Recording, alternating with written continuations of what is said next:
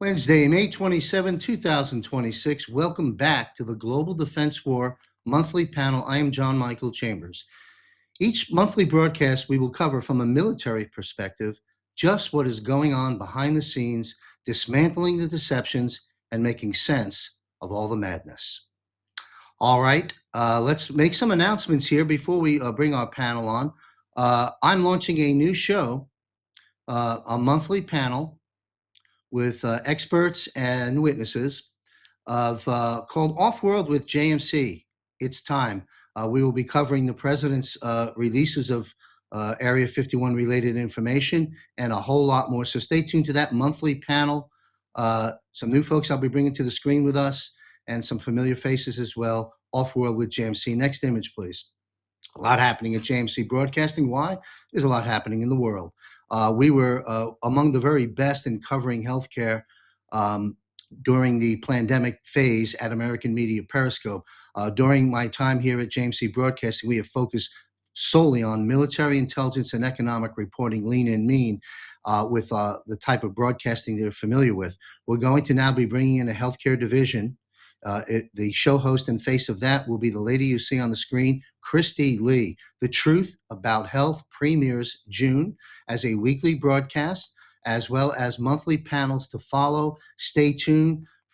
The guests will be all the doctors, scientists, film producers, all relating to healthcare. Stay tuned, launching in June. Also, our good friend Juan Savit and his Chief of Staff, retired Lieutenant Colonel Matt Meck, are hosting Fraud Fighter Summit. You've got to visit fraudfightersummit.us. You see it up on the screen. June 15th through 17th. If you're in America, you got the wherewithal to do it. Carve out some time and get over to Las Vegas. June 15th through 17th, meet Juan Savit. He's got an incredible panel of names you know and names you don't know that you'll now know. Very important summit. Fraud, every corner you turn is the F word. Bond fraud, government waste and corruption, election fraud, healthcare scams, and so forth. Show your country some love and show Juan Savit some love. I'm sure the place will be packed. All right, next, a quick announcement. Join us in our private Zoom room. Me and Juan, I'll be your host. Juan will be there for 1 solid hour live in a private Zoom to answer your questions. Private Q&A. Join us by visiting jmcbroadcasting.com. Click on Premium Portal. See if this is an option for you. We do look forward to seeing you there. Of course, we have free subscription and all of our content is free. All right, let's take a look at, let me make this quick announcement. We've got Jordan Clark on the screen. Hard to say, but the late Jordan Clark just passed on. Jordan, as we know, had heart issues and so forth and so on. I had the opportunity to be on screen with him a few months ago. We were interviewed on a panel on another broadcast, and Jordan and I got to meet at that point. We never connected up intimately here. Rest in peace, sir. Great patriot, great warrior, will be sorely missed. Juan Savit and I are meeting face to face for a sit down. We've had many of them before in the past in Thailand and in America. Juan texted me, and I'll just leave the location out of this for right now, but we will be meeting in Asia in the next 10 days for an all-day sit-down face-to-face, not on camera, but there'll be a treasure trove of information I'll be sharing with you shortly thereafter. And Juan and I may do one episode, Intel and Insights with Juan Savit, since I've got him here as well. But join us in the Patriot Q&A. All right, allow me to first set the stage before I bring on our esteemed military panel and intelligence panel. All right, let me begin. The Guardians of the Dawn. Why the digital soldiers were created for this exact moment. We find ourselves on the final stretch of the deepest and most complex information war in human history. For nearly a decade, Anons, patriots, and digital soldiers worldwide have been prepared for this exact phase. What appeared to outsiders as a loose collection of internet activists reveals itself today as a precisely trained global vanguard. Every decoded riddle, every hour of waiting, and every survived wave of censorship served only a single purpose: to forge a resilient infrastructure for the unstoppable finale. The foundation of this preparation was no accident, but a meticulous curriculum. Years of intensive study of the Q drops trained the ability to look behind the curtain of manipulated mainstream media and recognize patterns of unconventional warfare, irregular warfare. President Trump's coded posts on Truth Social served as a continuous compass, guiding the direction and calibrating the moral center. It was through the pioneering legal analysis and teachings of Derek Johnson that the picture became complete. Derek provided the legal understanding of the invisible mechanisms operating in the background, from executive orders 13818 and 13848 and presidential emergency action documents to the official Law of War Manual and its updates. Through this accumulated knowledge, Anons transformed from mere observers into experts of a hidden legal reality. This Great Awakening strictly had to begin with a small worldwide group. A fundamental truth cannot be poured over billions of people overnight without triggering a global mass panic and the total collapse of the societal psyche. It required pioneers, a small, psychologically resilient elite of truth seekers who were willing to digest the initial shocks, endure the ridicule of sleeping masses, and organize the information. This group acted as a catalyst, creating the mental foundation that is now reaching its absolute peak as the old system collapses before the world's very eyes. However, the true and most fundamental role of Anons and patriots begins only when the emergency broadcast system, or the EAS, is activated and the uncensored truth reaches all of humanity. Pardon me. When screens worldwide display the crimes of the old elite, the reality of the military tribunals, and the end of the corrupt fiat monetary system, the majority of the population will plunge into a state of profound shock, disbelief, and disorientation. In this moment of collective awakening, you are the lighthouses. You will not be there to say, "We told you so," but to give people stability. Your mission will be to explain events calmly, ease fears, and act as emotional and intellectual anchors in your families, in your neighborhoods, and in your communities. You are the architects of this new era, humanly guiding the transition of the Saragasara and the quantum financial system. Holding the line on this absolute finish line feels so incredibly difficult because the darkness presses hardest just before the light breaks through. It is this phase of maximum psychological pressure where the old structures launch their last desperate distractions and psyops. Yet giving up now, so close to the goal, turning on your commander-in-chief in a time of war, would mean leaving the line at the final hour. Your unwavering courage is the alliance's invisible defensive line on the home front. Hold your ground, trust in the legal armor of God and the continuity of government protocols, and do stay in the light. And remember, to an extent, we are watching a movie. Before we bring our panel on, I'd like to introduce to the first time on the Global Defense War Military Panel, Brian Lynn and Mike Burns. Under One Flag is a 501c3 not-for-profit organization founded by military personnel and first responders dedicated to honoring and supporting those who protect our freedoms and keep you and me safe. With no paid positions, they ensure that every donor dollar directly impacts the lives of those we serve, maximizing our ability to express gratitude and provide meaningful support to our nation's heroes.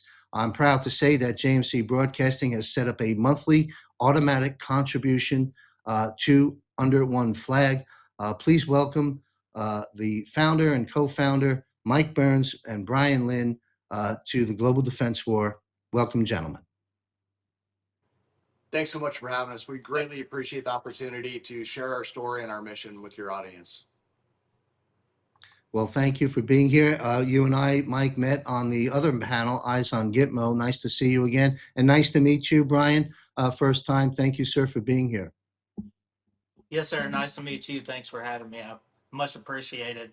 I couldn't make the last trip. I was out on a hunting excursion with some buddies, so sorry I missed that one, but I'm making it up now. So Well, that Priorities. that hunting excursion is what this is all about, and we're going to start jumping into that. And I will begin first and foremost by thanking and saluting you, gentlemen. All right, so tell us, gentlemen, if you will, a bit about your background. When was Under One Flag founded, and what inspired you to form this not-for-profit? Yeah, so Under One Flag, we actually launched on July 4th of last year. And so we're coming up on our first year anniversary. And what really motivated us is Brian and I being both combat veterans, multiple deployments overseas, many years active duty Army. Um, we were involved with some other veteran nonprofits out there. And I would never bad talk another nonprofit.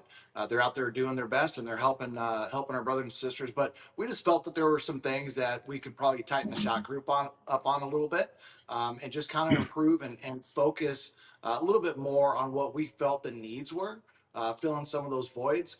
And part of that was also bringing in not just our active duty and veterans, but we also wanted to include our first responders because, especially during these days with everything we got going on, we really felt like we needed to bring our first responders in to the fold as well.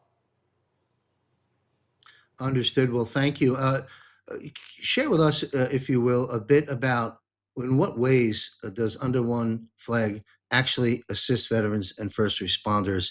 I'm aware of it from the last interview, but I want our audience to hear this. And what I love about what you do is it really, really comes right down to helping the individual in a lot of great ways. I mean, I find it a unique um, model, if you would want to call it that. But anyway, rather than me speak, please share with us how you assist veterans and first responders. yes, sir. So our biggest goal is, just to get veterans, and not just veterans active duty. I mean, active duty go through plenty on the day to day grind as well. Our goal is just to get the guys and girls out, put them back in, around brothers and sisters, bring some incitement into their lives. Same thing with the first responders. I mean, a lot of us that are veterans get out, and then that's what we end up seeking after retirement. We'll go straight into doing something on the first responder aspect. So it just kind of brought that brother and sisterhood in with the veteran brother and sisterhood, and now we're just one big mix of just craziness. And I mean, you can't put a price tag on it. It's just a great time. Yeah, and it's really about Excellent. just it's really about not just getting them out on an event, but it's showing some love, some appreciation, bringing them into the Under One Flag family. It's not just a one and done. Come out and do a hunt or an event with us and then go home. We want to absorb you into the Under One Flag family and keep you involved. And hopefully through that, we have what we call our lead program. So once we get a somebody attending an event with us, we train them up and we tell them, hey, go out and find some other military first responders in your area and put an event together. And we're going to cover the cost of it. So get them out, get them engaged, get them back in the fold with others that have serious or have similar experiences. And it's really an opportunity to get together and just share stuff. You can't talk about this stuff with your family. You can't talk about it with your friends. Your experiences and what you've been through, what you're going through now, and what you live with. So giving them the opportunity to go someplace that's safe and someplace where they're surrounded by others that get it, is really just a game changer for them.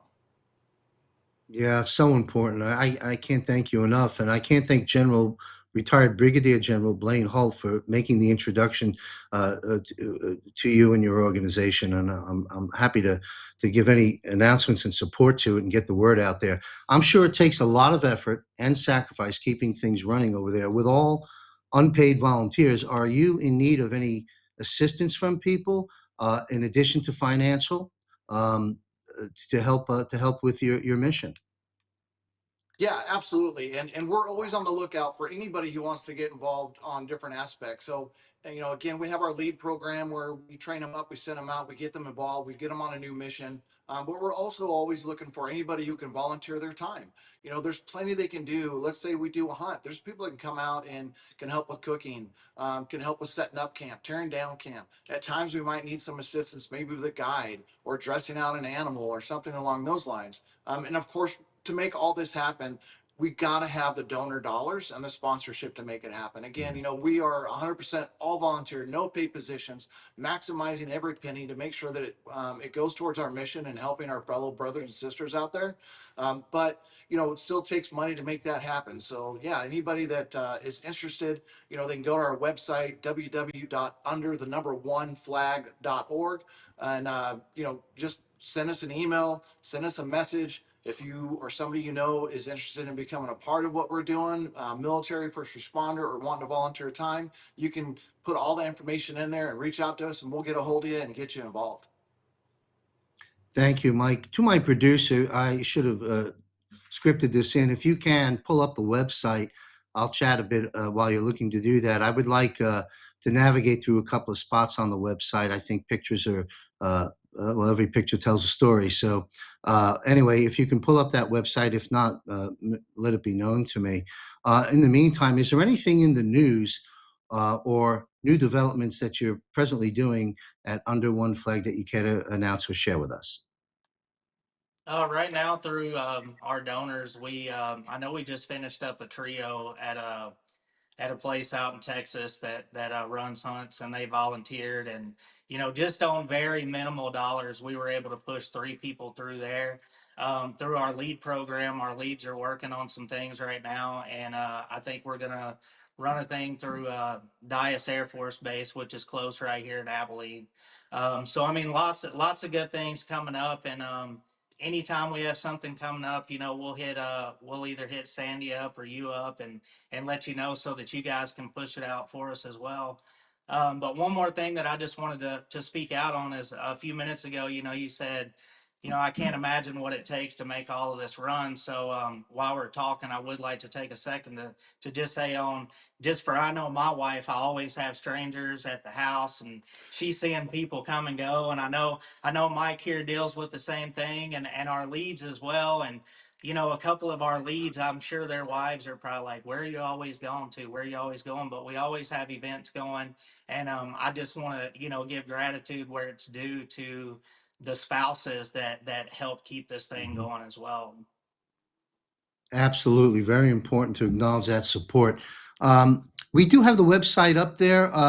Let's click around, Michael or Mike Burns. Perhaps you can direct us to some of the images of some of the events and things that you're hosting. There's the donation screen, folks, right there on the home page.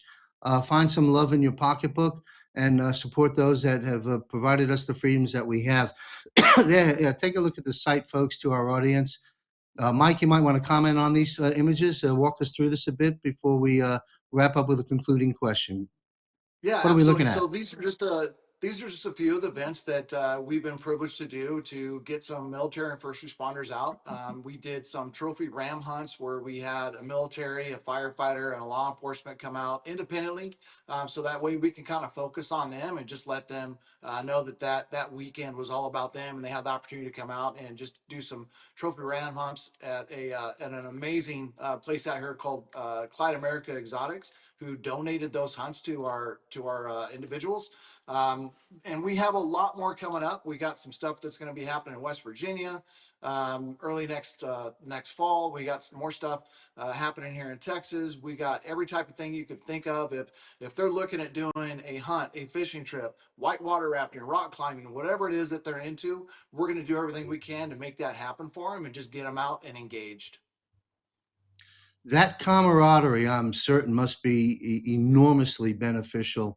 And I think the work you're doing, it's just, a lot of big organizations lose sight of the actual human interaction benefit. And that to me is glaring in the work you're doing under One Flag, and so important, as you gentlemen know better than I. As we conclude, anything you care to share with us, and also where can people go to make a financial contribution? folks, $5, $500, $5,000, a monthly contribution, whatever you can afford. This is a good place to put some money. If you won't go broke, put money in the right place, help those that help us. Mike, what's the best place for people to make donations to your 501c3, which I would assume, I'm not an accountant, will be maybe a tax deduction for those as well. But go ahead, Mike. Yeah, absolutely. Every donation you'll receive a letter, a thank you letter from us, along with the tax deduction letter. But yeah, go to our website. Again, that's www.under1flag.org. You can make your donations, and $20 a month. It's not a lot. That's two coffees. So $20 a month, and it adds up. And it's really giving us the opportunity to continue our mission and reach as many as we can, as fast as we can. And our whole mission is, we just want to serve those who have served us.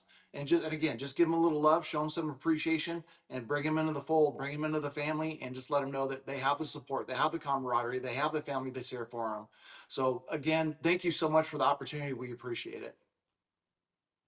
Well, we thank you and Brian and your team and all those that are participating in your events. And folks, we had 14 million collective views last month from our 10 total shows that we broadcast and publish. If 100 people give $20 a month, you'll be making a big difference. So let's play Jerry Lewis telethon here and do the right thing for the right people. I want to salute and thank you, gentlemen, very much for your service and your continued service, as that oath, as you gentlemen know better than anyone, never sunsets. Thank you both very much. Under1flag.org. All right. Now I'd like to bring our panel on. Former Australian Army Special Forces Lieutenant Colonel Riccardo Bosi served 24 years in the Australian Army. He is the national leader of Australia One Party. Be sure to tune in to the popular Bosi Briefs every other Monday, where Riccardo and I sit down and get caught up on the last 2 weeks' worth of events every other Monday at 6 p.m. Eastern. Retired Lieutenant Colonel Riccardo Bosi. Also joining us is our popular podcaster and good friend, Michael Jaco. Michael Jaco, retired veteran Navy SEAL, dedicated a total of 35 years serving the U.S. government in high-risk environments. Thank you, Michael, for carving out time out of your schedule to be with us every month in our second year here now. Derek Johnson, just a quick announcement about Derek Johnson. Derek Johnson and I were the brainchilds of launching this broadcast back early last year, I believe. And this will be an episode Derek is not able to attend. Those that follow the episodes and Derek Johnson understand why. We express our deepest condolences to Derek Johnson and his family for the passing of his best friend and dear father. Rest in peace, Mr. Johnson. Derek will be back next month. Joining us also, of course, is a frequent guest, our good friend Brad Wozny. Brad had me on one of his broadcasts, which will be publishing later in June or July. I appreciated that opportunity and enjoyed our conversation. Brad Wozny is a Canadian military veteran and retired firefighter. Brad served as a Canadian infantry soldier and hell attack wildfire fighter. Thanks for being here again, Brad. And introducing, well, many of you know, of course, Dr. Lee Merritt, but this is the first time Dr. Lee Merritt is joining us on this panel, and you'll get to see Dr. Merritt on our healthcare coverage with Christy Lee as we begin to launch that. Dr. Lee Merritt served over 10 years as a physician and surgeon in the United States Navy. Her August release book, I believe it is, she'll mention it perhaps, is titled Escaping the Medical Matrix. That's our panel. Please visit jmcbroadcasting.com. Click on contributors on the upper left-hand corner, and you will see the faces of our contributors, their biographies, and links to connect up with them and follow their work beyond this broadcast. Having said all that, thank you to my panel for your patience in the digital green room. Welcome back. All righty. Good to see you all. I want to make an announcement to our viewers around the world. Then we'll launch. Be careful who you follow. Chaos without clarity. Problems without solutions. These are disruptors and or enemies. Whittle down your sources for information is probably good advice. And then even then, do your own research, seek your own counsel. Trust your instincts. Here on the screen, you are looking at a panel of men and women with extensive military, medical, and intelligence backgrounds. So I urge you to listen very closely over the next 90 minutes or so as we begin to comb through some of the events that are unfolding right now in this global defense war. Things are heating up. The storm is here. And so here we are in the month of June, critical, well, approaching June in a matter of days. Critical month, July, critical month, pivotal moments on the battlefield that's going to swing the pendulum. And to our panel and viewers, I want to thank you all very much for being here. All right, data centers 101. Let's begin there. We start at the top of the panel with retired Lieutenant Colonel Riccardo Bosi. What are data centers? What are their purpose? Who controls these? Is it the private sector? Is it government or the military? What is it? Why is it? The good, the bad, and the ugly. We'll begin again with our good friend Riccardo Bosi, sir. Thanks, John. Thanks for having me and your kind invitation, and welcome everybody else. Data centers, it's the center of everything. Rare earth metals, information, power, the ability to move before your adversary, the ability to know before your adversary. All military operations are predicated on intelligence, actionable intelligence. You get the information, and that then is brought together into a cohesive picture from which you can make decisions and act or not, depending on the circumstances. Excuse me. And so what we've got now in a global sense is the need for data is critical. Whoever has more data can make more information, who can then make more actionable intelligence and be ahead of everybody else. These are energy consuming behemoths. So you need a ton of energy. You need the rare earth metals. You need the energy generation. You need the infrastructure. That's why it is such a critical issue now. We're moving into the world of AI. We're moving into the world of levels of cyber connectivity beyond our comprehension. So the speed of the infantry soldier is no longer relevant. It's like walking along and then a knight rides past on his horse. And then if you jump forward in time, now you've got an armored vehicle rolling forward. Next, you've got an Abrams tank. And all of a sudden you've got jets, and all of a sudden you've got satellites and rockets. And that's literally the trajectory that we're going in terms of life on Earth in a military sense, particularly, but also in a general sense. And that's why data centers are so critical. And the elements that create those data centers, the rare earth minerals, the energy generation capacity. So that's just necessary for everybody just to live on this new world that is coming. Now, who owns it? Well, private enterprise is always the best way of getting speed of development. Military is lovely, but we can be a little bit ponderous in our processes, and for good reason. Military used to be the leading edge of technology over the centuries. That's now been surpassed by private enterprise. But DJT has been very careful because he understands whoever controls the data centers, whoever controls the AI will control the planet.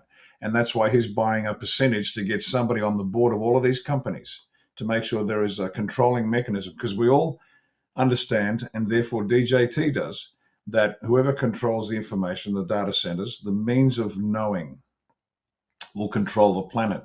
And we are not going to allow unfettered access to it. It's a little like saying everybody can have a nuclear device. No, you can have you can have other arms, of course, for self-defense, but you can't have access to a nuclear device.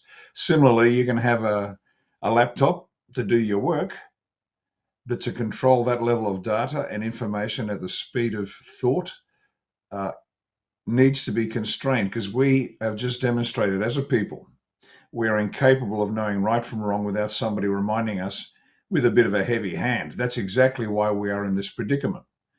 And I'll wrap up here, but very quickly, the prolonged brainwashing, desensitizing, demoralizing, poisoning of the population has reduced what was a vibrant, I guess, species into a bunch of docile, credulous imbeciles. Not entirely their fault. And so their job was to keep us down. Our job is to get back up, but have the wit, have the ethics, have the morality to understand that individually we might know what's right and wrong, but collectively we can be manipulated, and we need a guiding hand to make sure that occurs. Thank you, sir. Quick follow-up, and then we'll take it to Michael Jaco. Same question to the panel. Follow-up is, there seems to be a fair amount of increasing chatter within the Patriot movement, we'll summarize it that way, with concerns about these data centers. Do you have any comments about that, or has that reached your airwaves at all? Yeah, no, there are concerns. Absolutely, there should be concerns. And this is where the people have to step up, wake up, stop watching football on the weekend, and take an interest in what's going on in their country. Apropos of that exact point, I'm currently doing a series on an educative series for the Australians on what we need to know in order to create a constitution. And I've broken down 19 elements of national power: geography, natural resources, military capability, diplomacy, government, blah, all the rest of it. But the paramount, the absolute paramount, the main lever that determines the success or failure of a nation state or a species, whatever, or a family, of other people, its population, its morality, its distribution, its capability, its education.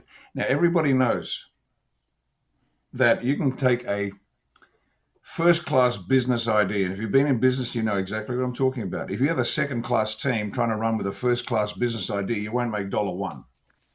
You can have a first class team with a second class business idea, you've got a chance of real success. So, population of the people is the paramount lever of national power. And that's why the people, and the point I'm getting to is the people must understand exactly what is going on here, and they must have a hand in controlling this. We just can't throw our hands up and say, well, we'll leave it to giant tech corporations to run this on our behalf. That's why we're in this mess right now.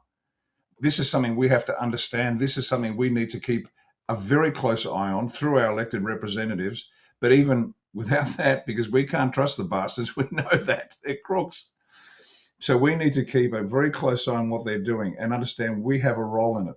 Again, the analogy of handing out nukes to everybody is apt, because the power that the data centers have will control the planet for the rest of the time. And we, the people, if we presume to be the source of law and sovereign individuals, we, the people, need to understand it and keep a close eye on it and make sure it is directed to the benefit of individuals, families, states, sovereign nations, and the planet as a whole. Thank you, sir. Michael Jaco, data centers. How would you like? First off, welcome back, Mike. And how would you like to weigh in on this? Yeah, I totally agree. There's, it could be used for good, could be used for evil, just like everything else out there. The data centers are starting, there's a lot of big pushback happening on those because they're using a lot of water, a lot of electricity. I just had a gentleman on a show that said that those could be broken down into modules and put into each person's home. They would have free data, they would have free electricity, on and on and on. So there's definitely ways that we could overcome this and make this better. The data centers, the AI, that's the future. Just like the internet was the future, the internet's been used for good and for evil. Who controls the AI? We would like the United States to control that, but if we just go back a couple of years, would we let that group? Would we like to have them control that data center? Mm-mm. So it is like Riccardo said, we have to be able to focus on it ourselves and make sure that that doesn't get out of control, and keep tabs on that. If you look at Terminator was basically a robot AI that came in. Humans overcame that by sending another Terminator back in time and going back in time. So, we can move around and overcome these things, but we have to know what's going on. And I believe that the data centers are going to be helpful in the long term. We just have to manage them, be creative with their the capabilities, and like I said, maybe find better solutions for this data that's going to be utilized by us well into the future. Thank you, Michael. We're going to have to, all of us, keep our eyes on this and learn as we go. Brad, thank you for being here. Good to see you again. How would you like to weigh in on the data centers? Well, and first of all, it's an honor to be here with this panel and Dr. Lee, to give the credit to that incredible woman for standing up from all you've been through, as well as these two fine men. And once again, a confirmation that I don't have the combat experience, nor my special operations with the few years I had in the infantry. So, I'm coming at this from the standpoint of I also have the build out of the corporate experiences, right? And, being 18 stories under the Pentagon, I was in the data centers underneath the Pentagon. And that was literally, if everybody can envision, back then in 2001, a few days after they fired the missile into the Pentagon, which 107 is the only one who's confirmed my report of that by myself being there shortly thereafter, they dropped the 3 World Trade Center towers, right? So we're looking right now at this point in time, there's that film from X-Files when Fox Mulder was standing there and seeing the data centers. That was then. That was a quarter of a century ago. And technology's continued at a 3 to 6 months. It has doubled continuously. So right now, we 25 years from September 11, 2001, are about 600 years into the future from a technological time frame. And we know what they've been saying. Billy Carson has said with SpaceX sitting down in Colorado Springs Space Mountain down there as well 2 years ago, that everybody in the military industrial complex is a minimum of 300 years minimum 300 years to 1,000 years ahead of us in technology. That was 2 years ago, April 2024, from Billy Carson, who owns a space company. So I want to give that for context for everybody from that standpoint, because where we're sitting here right now is you go back to the very first Jurassic Park movie. And in the first opening sequence, after they showed the beautiful island, you had the velociraptor who was in the cage, who was shaking the cage. And you're just hearing the Australian guy, and, Riccardo can do a much better accent than I can. He's like, oh, yeah, she just wants to get out. Just watch out for her, fellas. And all of a sudden, somebody gets grabbed, torn apart. That velociraptor analogy I'm using right here are those data centers, right? Except the data centers have the utility for the benevolent. We're seeing flock the systems all across Canada, the United States, other parts. Europe is a surveillance state. So is Australia and the Commonwealth countries as well, right? So we have to be very much pushing back at all costs, because our future and our children's future, their lives depend on it, not 10 years from now, not next year. They depend on it right now, because Michael gave an apt example from the movie Terminator. Those data centers are Terminator. And even though we saw just now, we are in the calm before the storm, we are locked in, patriots are in control, et cetera, is also up to us, which the White Hats and President Trump and the Military Q Alliance, which goes back over generations, which Major General Polly Valley has acknowledged publicly as much as 3 months ago online. That operation requires people to stand up. And so I hope that sits with your audience, John, and everybody here knows that they need to push back with their representatives or stand up like that guy in the Palisade fires living out of a trailer running for the mayor of Los Angeles, saying enough's enough, and he's standing up and he's taking a rant to the deep state. Does that make sense? Thank you. Oh, yes. Thank you, Brad. And I love your accent, the Australian mock-up there. I'm sure Riccardo got a chuckle out of that. Well, that comes quick from follow-up. the guy who did Foster's, right? Crocodile Dundee, mate. Yeah, just watch the water, mate. Watch the water. Grrr! There you go. Anyway, and that's Bosi coming out of the water right there with Michael and a spec officer, special operations. Anyway, so over to you guys. Thank you so much. It's an honor to be here. Well, you're a film script writer and perhaps also one of the actors on the docket. Anyway, I had a quick follow-up to, yes, at another setting, Brad, I'd like to talk with you on camera, on a broadcast of sorts, about your time 18 floors under the Pentagon when that missile did hit there. I'd love to break down what you can share with us. Thank you, sir. Dr. Lee Merritt, we're so happy to have you here. Welcome to our military panel. We're talking about data centers. How would you like to weigh in? Well, yeah, thank you. I'm really honored to be here. And so I guess I'll be the designated old fart here, but I started college in 1969 and I was a math major. And one of the things we did was we had an assignment to go do computing to multiply two matrices together. And I'll never forget, we had to go to the place on college and we had to go and punch these punch cards. And then we had to put them in order so that it made kind of a logical stream of commands. Then we had to walk down to the old town and put them give it to the secretary there who ran them through the computer at some point. And a week later, we might be right, or we might have had a comma in the wrong place. And in my lifetime, we've gone from that to now I'm watching, like Chinese drones doing these very, very fancy, very complicated dancing dragons in the air. And I can't help but say, I mean, I get it that people are worried. I'm worried about my personal concern about the data centers, besides the water usage and all that, is really, I think we can solve those things. But we are electromagnetic beings. So at some point, we have to get a handle, and we have to be honest about the impact on human health of these kind of big electromagnetic fields and what we're bringing to the world. But the other thing I keep telling people is, and I was always stationed with the Marine Corps, and I saw this little video the other day. And to back up, I studied Russian because I was a math major. So I've been following the Ukrainian-Russian conflict on the Russian channels and everything ever since it started. And you really see the drone warfare kicking off here. I'm not an expert in military matters. I'm just saying, as a civilian watching this, I can see the progress. And so then I see a video of these LCACs coming aboard. Maybe it was at Pendleton or something. They're showing these things coming on the beach. And I thought, I wonder what drone swarms would do to that. And then you hear this thing about how the person with the team with the most Python wins, it being, coding language. I think that we cannot afford not to take this on. I think that the idea of micro drones and all the stuff this brings us is so important for national security. I don't think we can get around it. But there is a human biologic cost here that we also have to address.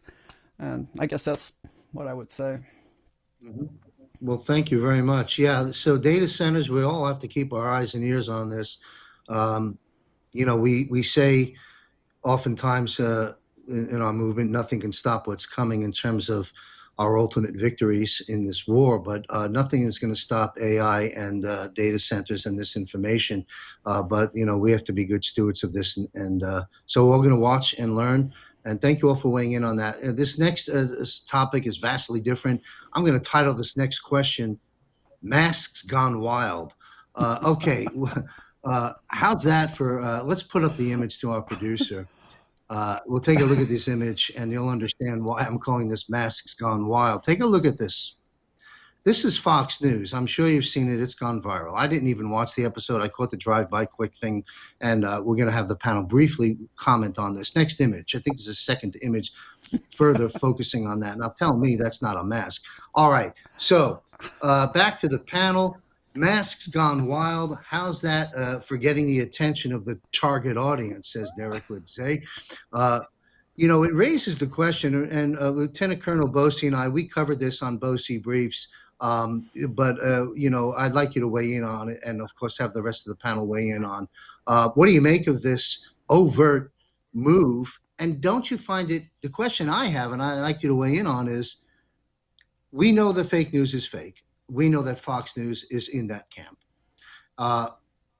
We know that by and large, these fake news organizations are working for the enemy. And as President Trump has said, they are the enemy of the people. And so let that be duly noted. Having said that, it begs the question, if Fox News would run something like that, who's in control of the mainstream media to an extent? But weigh in on Masks Gone Wild, target audience, that image. What say you, Lieutenant Colonel Bosi?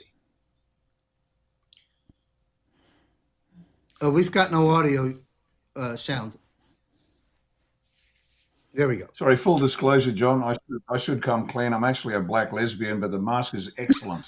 Now, having said that, the storm is here. The storm is here. The storm is here. That's what's coming out of DJT from El Donaldo Trumpo. The storm is here. Newsflash: the storm's been here for some time, but now they're showing the people. Like the storm is literally, the storm is coming. The storm is coming. No. The storm was happening behind the scenes, but now it's actually being revealed, and that's what's happening. And to your question, who controls it? We've said it before, but I'll say it again. We said this years ago, just in terms of the media specifically. The media have to be the ones, the people that lied to you have to be the same ones that are now turning around saying the opposite story, because they won't listen to me or you or Dr. Merritt or anybody else, because who the hell are we? Well, I don't know you, but I've been watching this guy on the news for 30 years. I trust him, Walter Cronkite. So that whatever he says, well done. Walter Cronkite did more for the US to get the impression they lost the Vietnam War than any VC ambush ever did. But that's a separate story. But we're getting this in Oz. We are literally getting the same. I've got to watch my language. I might get salty shortly. The same media personalities that were bitch slapping anybody that went against the narrative are now reporting exactly the opposite. And you can see these shamed-faced individuals. But the mask issue is specifically is to show people the war is here. That's it. The storm is here. It's happening. And blind Freddy and his seeing eye dog will spot the problem. Well said, and thank you, sir. Michael Jaco, masks gone wild. What say you? Yeah, well, we saw Biden. That was definitely a mask gone wild, and when he was around. So I think they're still trying to, show us that. Now it's interesting because Ed Gowrine was the guy that beat Massey. Ed Gowrine and I worked at SEAL Team 6 at Red Squadron together, and then we have. Bob Harwood comes out. I worked with him at SEAL Team 6 as well, and we're in the same generation. And he comes out shortly after that with that mask on, and I'm like, "What is going on here? What are you guys doing? Is SEAL Team 6 reunion here going on? What's up?" So I think it's just more disclosure. They had fun with it. Somebody had fun with it. I had fun with it. I think it's a nothing burger. We're going to continue to see reveals like this. I look at President Trump, and I think he's a great comedian because he's always joking around with a lot of different things. And these guys kind of joked around with that stuff too. So keep it light, keep it fun. We're winning. Let's keep winning. Thank you. Masks gone wild, Brad. Is that Brad? Yeah, Or are you wearing a mask? No, there's another black lesbian under here. It's common for the Commonwealth countries to do the same thing. But my name is Abdul Rapstar Rapsanjani. And I talk a little like this. Rick knows. We're having fun on this now. Energy. Yes. Rick, very good. Anyway, but I digress. Now, just very quickly, putting it out here, what's amazing in the conversation and the lexicon we have, Rick needs to take a bathroom break. I'll get him crack up. It's great. We can take the piss out of each other from tens of thousands of meters away from each other, right? That's another mini joke. But real quickly, to your point, John, what's amazing now is 2 years ago when the conversations about clones, and this has been not just 2 years, a little longer than that, of course, but when Clonaid was discovered and brought out onto the scene in our truther community, that's what I'm just going to classify it as. 2 years ago, Clonaid, Manitoba, where they're cloning humans, right? Justin Trudeau's foundation, which has the pedophile symbol on it, the Trudeau Foundation, which is also complicit in funding the research for at University of British Columbia and Arbutus Foundation, the COVID-19 biological chemical weapon of mass destruction, which also happens to be a biological and technological and radiological too, as we all know, right? Well, now you have clones being talked about in the open with people. Clones, are they a clone? Are they an actor wearing a mask? This is what is really important for the awareness to be brought up. I had a very, I wouldn't say it was a briefing from a non-disclosure agreement perspective yesterday, but somebody who was extremely high up, goes back almost 30 years. People would know this man if it was brought out there. And he said, the military has said the important thing to do is first raise the awareness of the people. So we're talking about consciousness rising, and they would do it through TV, films, books, and media. And once you have the awareness of a people at a certain level, then you can bring about the full-on truth and then have the justice. That was a little over 24 hours ago. I had this briefing. And here we are, we're seeing that. So this is extremely important conversation and narrative for people to continue to discuss and continue with the levity, right? That Rick has given us in the beginning. Michael has awarded to us through his, I think also Bob Harwood was your CEO at SEAL Team 5. And if everybody looks at that, man, here's what's interesting too. You've got some of the creme de la creme from an American standpoint, right? SEALs. Yeah, everybody knows Delta, also know Barry Sadler, the Ballad of the Green Beret. But in the lexicon now, just over to, especially the last 15 years, let's take a look at the last bunch of SEAL movies that came out. You had Active Valor documentary, which is on the silver screen, which was a fictionalized documentary of the SEAL teams.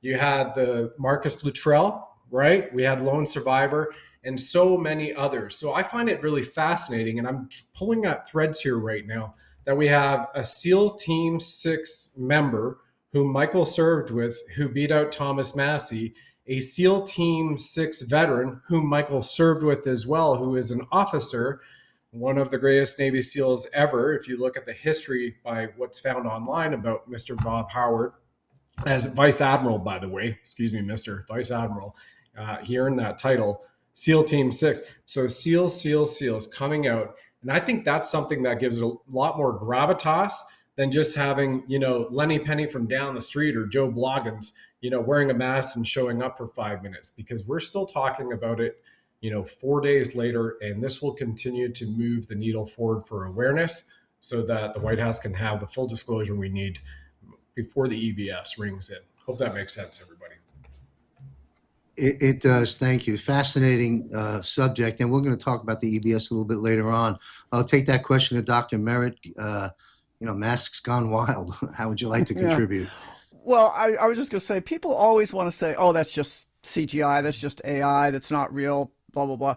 But, mainstream media, and especially with that level of a guest, they have a lag time. And so, if you have a heart attack on TV, that they don't show it. There's no way that would be accidentally put out there. That was my first reaction. Correct. And it's nice, because when Biden was doing this, and clearly he was wearing a mask, and clearly there were more than one Biden. I was sitting at a table with psychiatrists and neurologists one time, and they're all debating about how it can't be right, because it's not neurologically consistent. For that, and for me as an orthopedic surgeon, I said, you can't fall down that much at that age if you're actually incontinent and all these things and not break something. But that's a little more nebulous. This was an obvious step forward, saying, okay, we're letting you see now. And it's by a guy that you really, an admiral, Navy SEAL, couldn't put on the mask correctly. I mean, come on now. So this is too obvious to be anything else, in my opinion. Has to be disclosure. Great. Thank you, ma'am. I agree. That was my instant gut on it. And of course, just ramping it up for the target audience, like color by numbers. How much simpler can they make it? Yeah.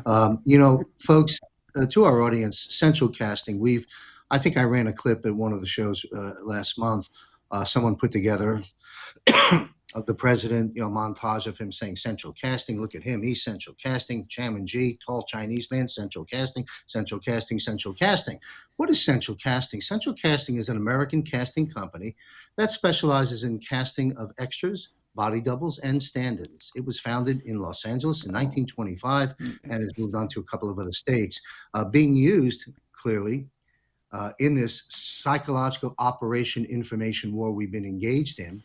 Being used by the military in this operation in a very significant and productive way is my commentary on that.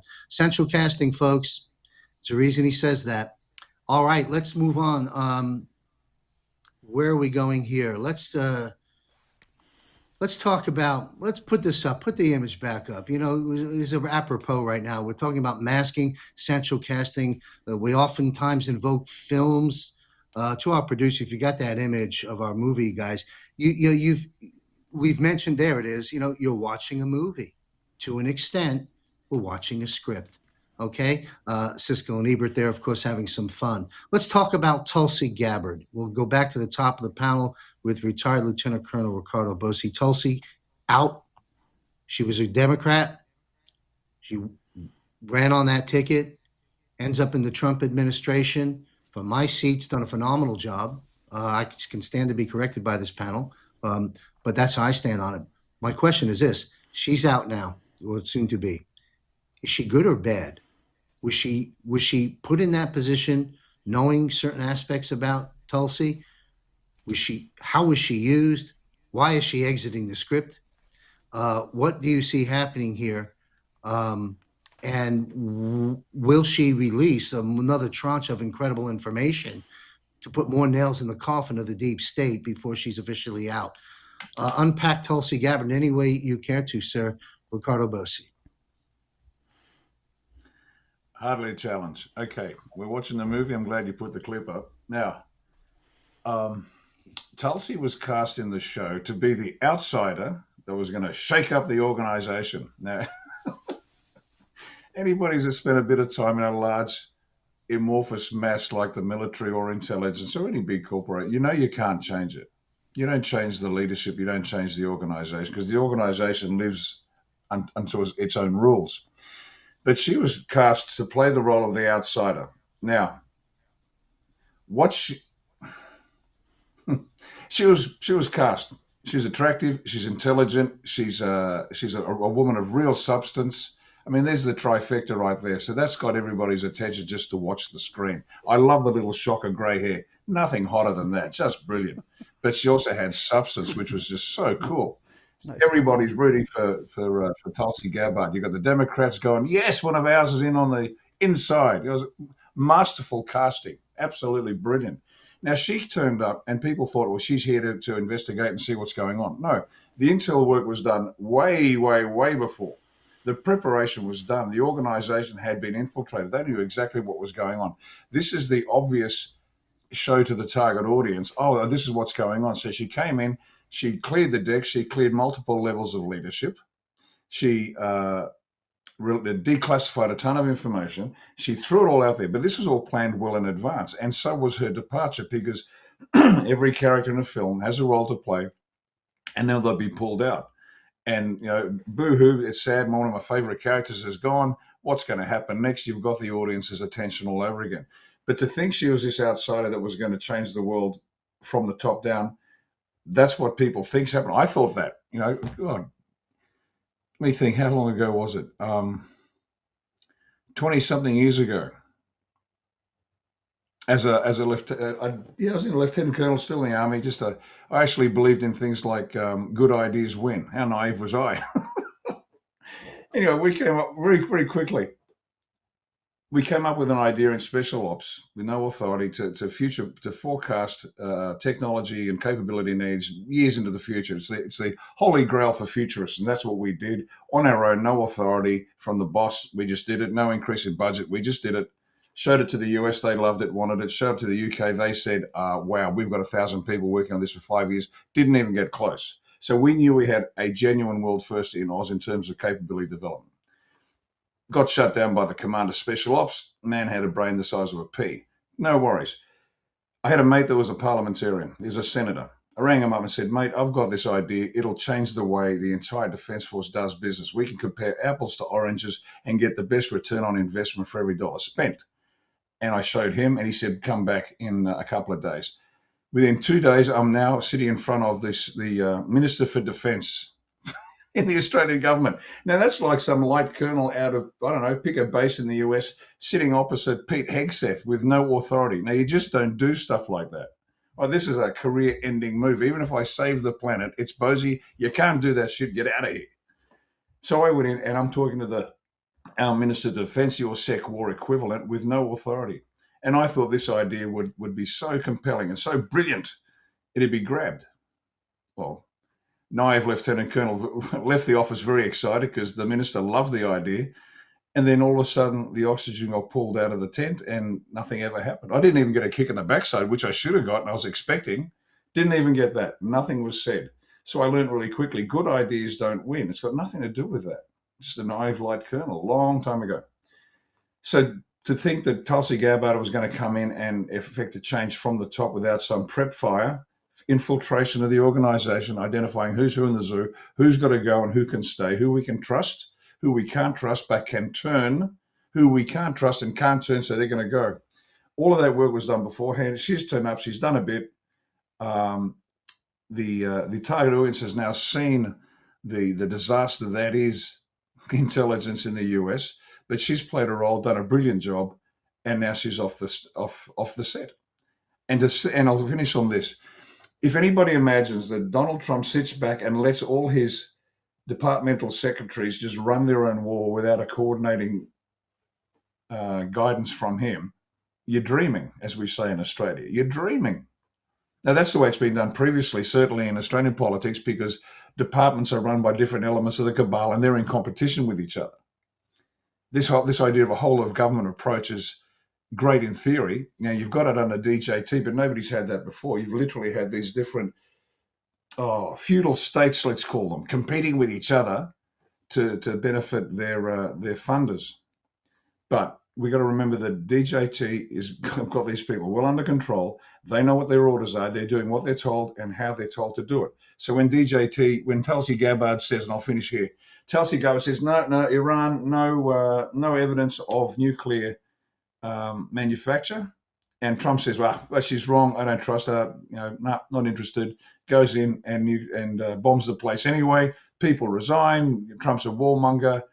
All part of the show. She played a role. She played it brilliantly. And what happens after this, who knows? But she did a great job. But the target audience is now being shown the movie. But behind the scenes, what they have to understand is all this work was done beforehand. The infiltration, the turning of people, it's all been done. And this is now the public face of what was happened over the last, I don't know, maybe 12, 13, 15, 16 years.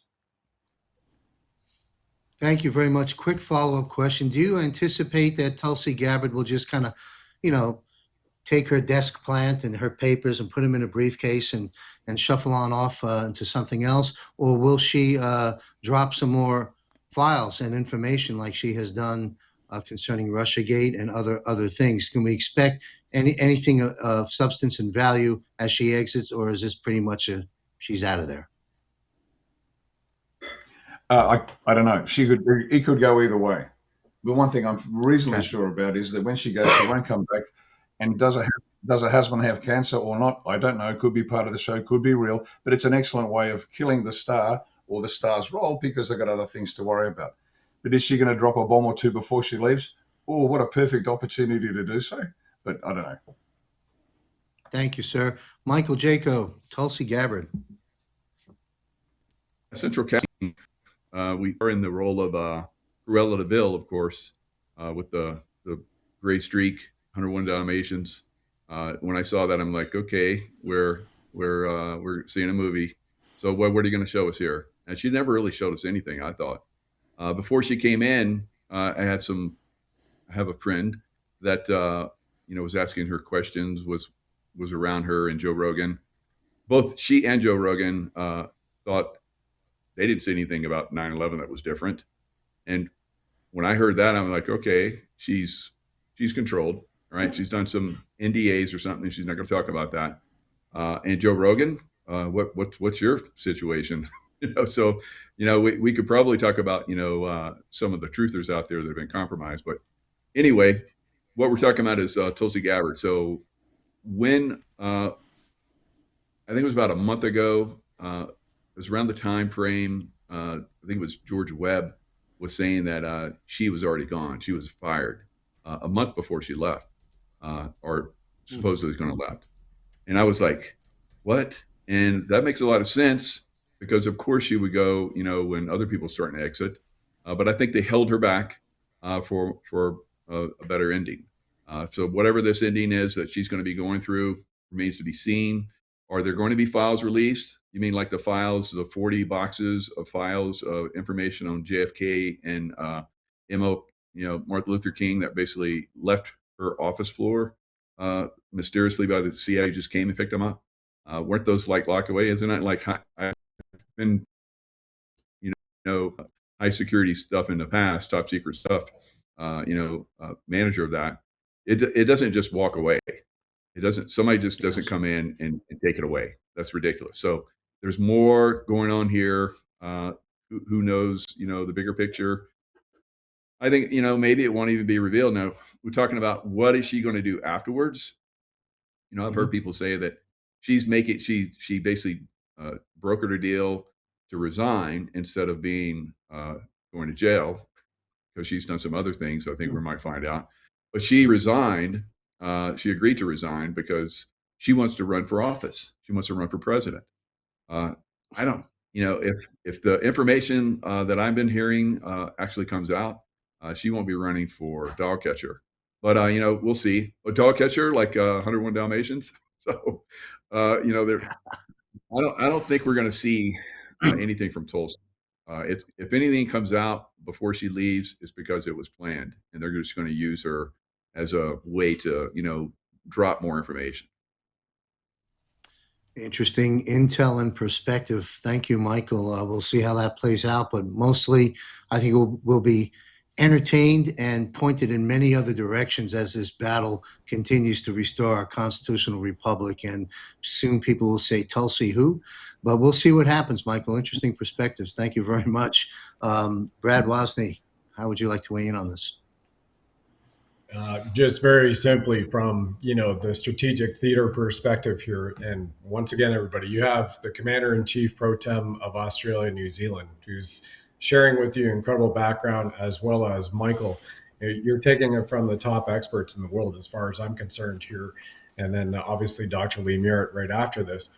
What you can just take a look at the signals which continue to come out, or a shuffling of the deck of the actors in the game, so to speak, or the Broadway play, however you want to frame it. Well, you have Bondi resign. Where's Bondi? Okay, well, doesn't she meet the three criteria that Rick just mentioned, right? You've got somebody who's got some wherewithal, got that blonde, you've got that divine feminine type lioness up there, and then all this stuff doesn't happen, but Bondi just all of a sudden resigns. But we all know her background, where she was. I mean, gosh, Michael was living in Florida when she came out with the red flag laws. Hang on a second. You're going to go send the sheriffs after Michael because he's a retired special operations guy who used remote viewing to find Osama bin Laden, had his whole squadron to go in it, and he just happens to be carrying a gun legally, and you're going to go after him? And all that stuff she did with the Bush family. And that, I think, is also going to come back out, because the last thing you do when you end a Broadway show and the curtain comes down and everybody takes a bow, you're not going to turn around and go, oh, wait a second, here's part two, and here's the new character, the new role, and the same person who's playing them. They're gone. And by the way, just take a look at the AG position to continue on that. Blanche is in the position. Where did Blanche come from? Central Casting. Who threw their hat in the ring just a few business days ago for the AG position? Who is President Trump's best friend since 15 years old at military school? Who is the man who is leading the case for Tina Peters, for James Bowder, Canadian Freedom Convoy, and for so many others, and who was just hired by Joby Weeks, Peter Tickton?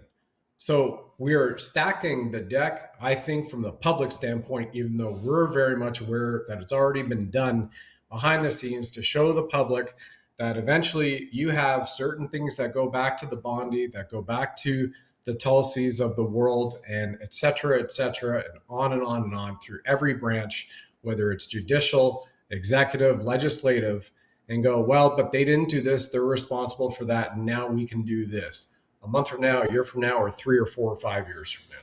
That's where I take it from, John. Fascinating subject. We can see from listening to our panel thus far, at least on Tulsi Gabbard, that you got to just turn off the fake news. You're not hearing these perspectives, views, and narratives anywhere in that space. Again, we try and make sense of the madness and decipher the deceptions. Dr. Merritt, do you care to weigh in on Tulsi Gabbard? Well, cancer is an extremely useful little tool here politically. I mean, it seems like a lot of people, Susie Wiles, I guess, now has cancer of the breast or something. There's multiple people in the Trump administration that have either gotten cancer or family cancer.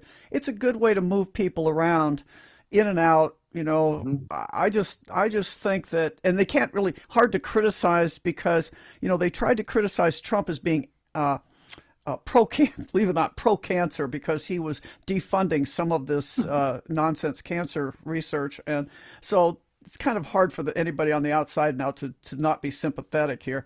I just think it's a way to move people. I noticed in COVID, all these little hospitals, the CEO stepped down just before the vaccine mandate, and then they put a hatchet man in there. And then the hatchet man went away just after that, before any retribution came out of the vaccines. And it's interesting that I've talked to multiple nurses, and they all told me that their CEO did that came and went, and they all went for the same reason. Oh, they were having an affair with a nurse. I said, how many CEOs have affairs? But that was the story that drove the movement. And I think this is all a story. I don't know what the whole reason is for. I wonder who the number two is. It seems like a good way to avoid having a lot of people tied up in Senate hearings and things for getting, if you have a lot of temps, you can get a lot of stuff done under the temps without having to go through all the hearings to get people actually appointed. So maybe that's it too. I don't know. Fascinating subject. All right. Thank you to the panel. We're going to go back to the top with a new question. I'm going to read a little bit so I'm not mistakenly reporting this. President Trump shocks the world. We have the medicine that brings people back from the dead. We have tested it. And U.S. President Donald Trump has made a shocking statement which could change a lot of things if everything goes well and is widely used. Now, you talk about entering a whole new set of attention gathering in the script. Boy, is this going to do it. Trump has declared that the U.S. is very close to discovering a drug that stops people from dying. In a press conference from the Oval Office, he said that the drug is in the testing phase and has yielded the first concrete results. Quote, "We know this medicine works because we've taken people who had died. We had a person who had their last rites done. They passed away. The kids were crying, etc. And we gave them this medicine. And the person got better," the president says. "It works. It won't work for some others, but we learned quickly." End quote, President Donald J. Trump. Boy, Academy Award to the script writers. I don't know what's going on here. Riccardo Bosi, Lieutenant Bosi, how would you like to weigh in on this? I've got a comment. I'll wait till I hear from everybody first. Go ahead.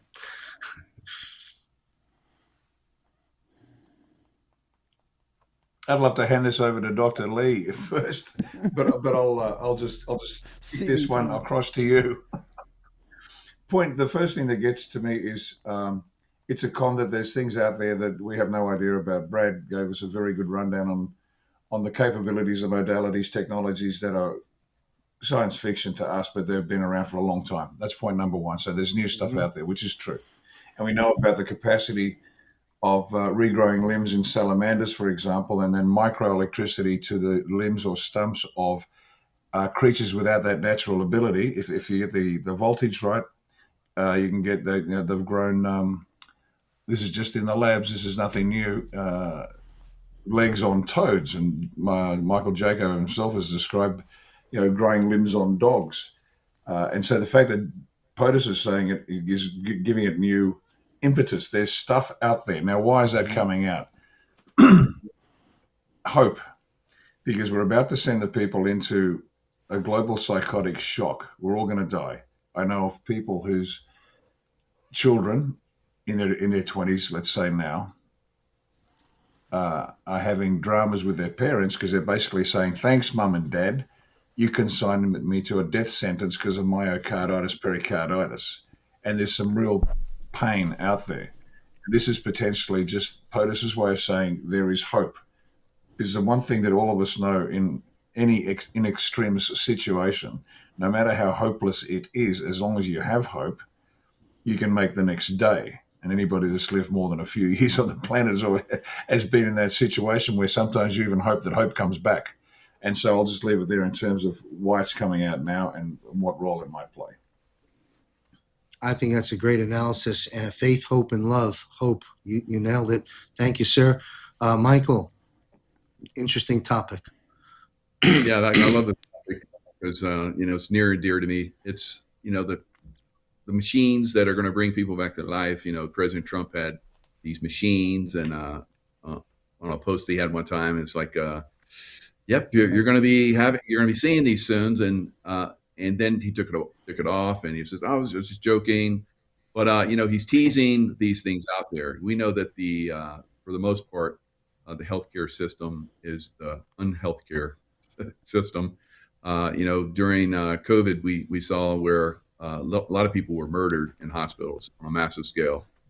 72 hours on a ventilator is basically a death sentence. And then remdesivir included in that is there's no way people return from that. I'm going to have a nurse on here pretty soon that's going to talk about how she had hundreds of people that went through that system, and they have managed care that comes down from the top, like Dr. Merritt, Merritt was talking about. We're basically going to see these people, held accountable, I think, at some point. But the death and destruction that happened out there is indescribable. I think we're going to see many of these people, start to talk and give up this information. A lot of us have been talking about this for a long time. So President Trump is going to bring out these technologies that have been hidden from us on purpose, so that these unwellness, companies can make profit off that. And so that's going to get turned around. A lot of us are going to start to see wellness on a level. A lot of us are already seeing wellness on a level that we've never imagined.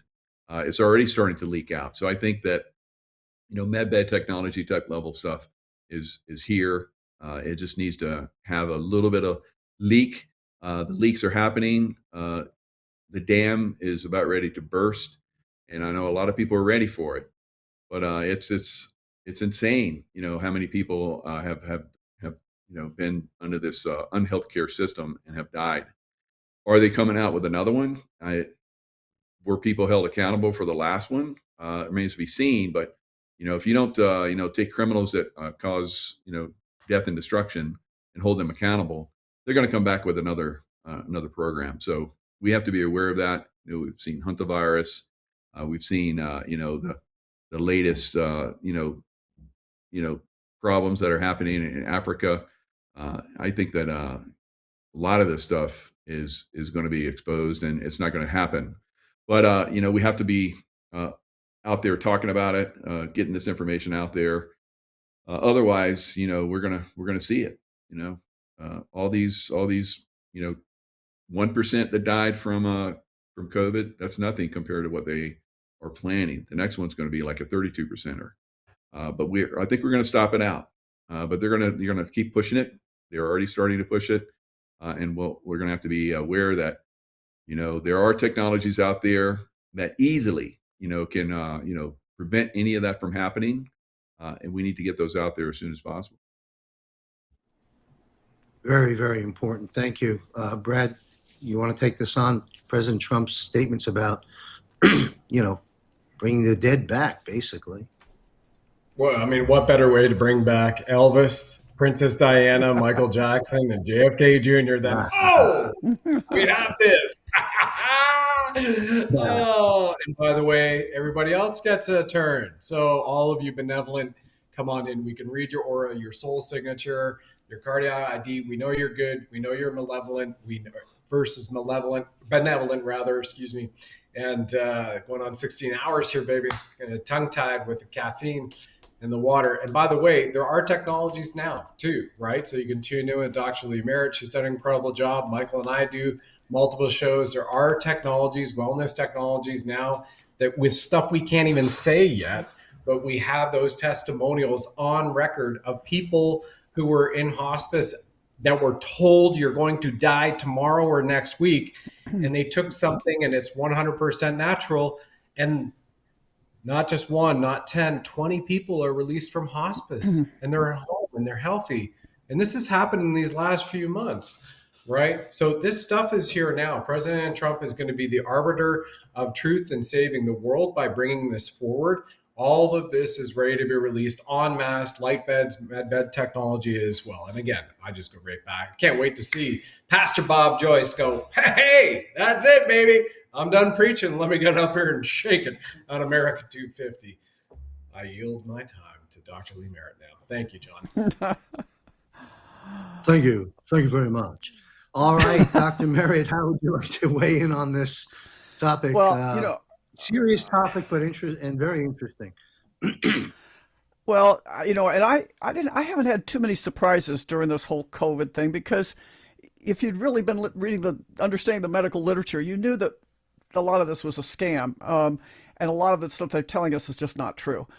But this one, I gotta say, if they have something that actually you're dead, and they give you something to bring you back, that's something I never even got a whisper of. So that's kind of unusual, because normally things are in the medical literature in some form. Having said that, though, the Russians have a lot of stuff that they know about DNA, and quite frankly, Yuval Noah Harari and these guys from the WEF that think we are nothing more than just our atoms collected together. They want you to believe that DNA is a ticker tape, that we can just change it and we can put a little C here and a G here and it'll make you all different, or, one way or another. That's just not the way DNA works. And the Russians actually, they don't translate this, unfortunately, but they've studied this with physics, with linguists. They've studied DNA in all sorts of ways. And what they've shown is, first of all, DNA can heal. It's not irreversible. DNA somehow has our holographic imprint of us.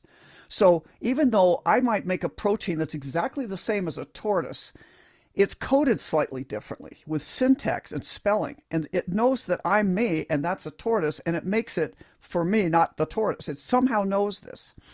The other thing the Russians found is that, and when you have DNA, so when someone dies, well, let me back up. When they were lasering DNA one day, and they zorched this DNA, thought it was all gone, but they could still find the electromagnetic signature of it after they thought it was all just burnt to toast. So then they said, well, maybe there's still some in there. And they moved that vial out of the way, and they put a completely blank vial, blank glass tube in where that DNA had been, but now it's just empty. It's never been used. They found the same electromagnetic signature of the DNA. And it lasted for 40 days. And the DNA signature kept getting weaker and weaker, and then at 40 days it was gone. And in Russian Orthodox religion, by the way, they believe that the soul lingers for 40 days where the person dies. A lot of 40-day things show up in biblical references. I'm not a biblical scholar, but that's pretty obvious. So this has to relate to DNA somehow. And that's the story of the med beds. It's a DNA healer. And the medicine might be something like monatomic gold, this special silver. One of the things about Venezuela, all this stuff that's going on with silver lately, silver is one of the only metals, I think, that has two stable isotopes. And one of them is apparently what you take prior to getting in one of these DNA medbed things, and it helps you rejuvenate your DNA. That's about the level of my knowledge about this. So it'll be interesting to wait and see. But I'm going to just make this one cautionary tale. They tell you things in movies and TV these days for whatever reason. Call it the revelation of the method, call it they don't want to have bad karma, so they put this out. So I'm actually going back and watching old TV shows. And one of the ones I'm watching is Stargate. Very, very interesting. They're telling us things that now have happened. But it's about meeting these alien races and doing all these different things. But what happens in this one show is that they meet a race that seems very benign and benevolent and very advanced, and they could swap technologies. And this race has a technology for stopping your aging. You take an injection, you take a vaccine, it stops your aging. So everybody on Earth, we give them some things, they give us this, we get this advanced medicine, everybody lines up to get this vaccine. And then a few years later, it's discovered that 90% of the world is sterile. It was a weapon of war that came in as a weapon of good things. As much as I trust that Donald J. Trump is on the right side of the war that we're in, not all of his medical advisors are, as we have seen. And I'm not taking anything that's an injection from anybody. When people tell me, well, what about a shingle shot after all this COVID nonsense? I said, ma'am, I don't even want to buy toothpaste from these psychopaths. Do not get any injectables if you can avoid it. Because for some reason, in the whole history, for the last 300 years since Edward Jenner, they've wanted to get something under our skin. They can't seem to damage us enough from the air, the water, and the food. They have to put something in an injectable under us. And I would just be cautious to say, if it sounds too good to be true, it might be too good to be true. And he may not be aware of all the ins and outs. That's about what I have to say. More to follow, though. Yeah. Oh, yeah. No, I mean, you can't this even is wipe your ass these days without worrying about getting cancer because they have endocrine disruptors on freaking toilet paper. Johnson & Johnson, 2 class action lawsuits for your audience, John Michael, who 2 class action lawsuits that they've settled, but on it was because they're putting asbestos in the baby powder, right? You've got cancers in all of the sunscreens, or at least almost everyone out there that's not truly natural, then I don't know what is truly natural by their definition these days. So 100% what Dr. Lee Merritt is saying, I mean, again, keep that in mind. You can't wipe your ass without getting cancer. So, wipe carefully as far as I'm concerned. Could I add something to that, Understood. what he just said? Absolutely. Do I have to? Sure. Well, I just wanted to say that don't be surprised by any of this when you realize that medicine, as a medical doctor from the inside of the deep medical matrix, I'm just going to tell you, we didn't come from a history of healing. The ancient history of medicine is a history of poisoners. When we take the Hippocratic Oath, we literally take an oath to Apollo the physician, but Apollo's only claim to fame is bringing plagues and poisoned arrows. If you read the Iliad and the Odyssey, that's how he shows up. So I was really, when I wrote my book recently, I literally, I asked for forgiveness, and I said, I can't believe I took that oath. But we literally take an oath to Apollo, and to Hygeia, Panacea, Asclepius, and all the pagan gods and goddesses as my witness. That's the first line of the Hippocratic Oath. And Hippocrates' great-grandfather or uncle was actually a famous poisoner. So our history is not what people think. It would be like Mike Jaco finding out that the Navy SEALs, oh, actually, by the way, you've been working for, some enemy state all this time, subverting America. I mean, it's really like, are you kidding me? This is my profession? This is how we got here? But that's why when people think we went bad during COVID, unfortunately, I'm here to tell you, it's been this pagan death cult we've been in for a very long time. But now the good news is we're getting out of it. We're going to get out of it. It's going to be a whole new world. So incredible. And thanks for sorry. Dr. Artist said bamboo toilet paper. I got bamboo toilet paper. So Brad, you're right. Yeah. Well, I'm going to go chop some down tomorrow, Michael. Thank you. Well, Dr. Brian Artist, Dr. Brian Artist, Dr. Sherry Tenpenny, Dr. Carrie Marday, Dr. Christiane Northrup, a gentleman named Dr. Joseph Peck, and many other medical doctors are all going to be joining us. Christy Lee, The Truth About Health, not live, but a weekly broadcast. Dr. Merritt, what's the title of your book? Is it out yet? If not, when will it be out? Oh, yeah, thank you. It's going to come out in August. It's Escaping the Medical Matrix. So I show you how it was built, Excellent. How the false science was built, and how we get out of it. We very much look forward to you being on the health panel and as a guest on the weekly show. Thank you very much. Incredible stuff. All right. It's a kind of an interesting dovetail. President Trump's talking about life-saving and bringing back to life. We're all going to learn more about this, I'm sure, as time goes by. And it dovetails nicely into Tesla's suppressed patents that we now have. At the same time, the president's releasing in stages information concerning ETs, aliens, off-world issues. And at the same time, they're bringing in these ideas about saving lives. It's very interesting to connect a few dots on that. But let me put up to my producer some images that I'd really like this panel to weigh in on. Take a look at this. Now, for a moment, these images are screenshots, just so you know, of video footage, okay, where the president and the military and let's look at some other images. We see the aliens or ETs, whatever they prefer to be called. We see this one, and the president went on in this particular video clip to bring our attention to the chains that are engulfing this alien. Next image. Okay, well, kind of tall guys, aren't they? Next image. This one, yes. Yeah, so here's the first one I saw. This was a video clip, seemingly a military base. Look beyond the president's head. You've got, Secret Service. You've got a soldier. You got the president, and you've got an ET. Very fascinating, very interesting. Now, of course, the chatter out there covers the gamut from Trump's lost his mind to this is clearly not real. This is AI or digital enhancements and so forth. So, President said, I'm reading a Truth Social post from the president. As for my promise to you, the Department of War has released the first tranche of UFO UAP files to the public for their review and study. In an effort for complete and maximum transparency, it was my honor to direct my administration to identify and provide government files related to alien and extraterrestrial life, unidentified aerial phenomena, that's the UAP, and unidentified flying objects. Whereas previous administrations, the president goes on to say, they have failed to be transparent on this subject.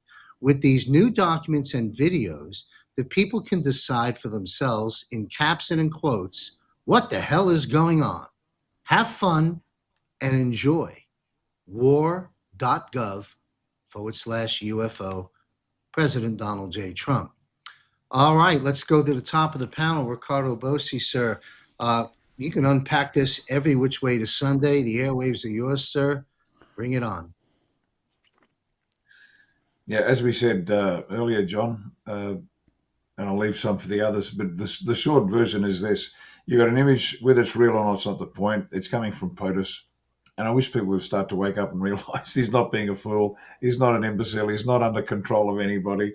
This is a comm. And the comm to me, with the manacled one, for example, is we're aware of the ET issues. We've got it under control. Now, did they actually put manacles on this dude? No.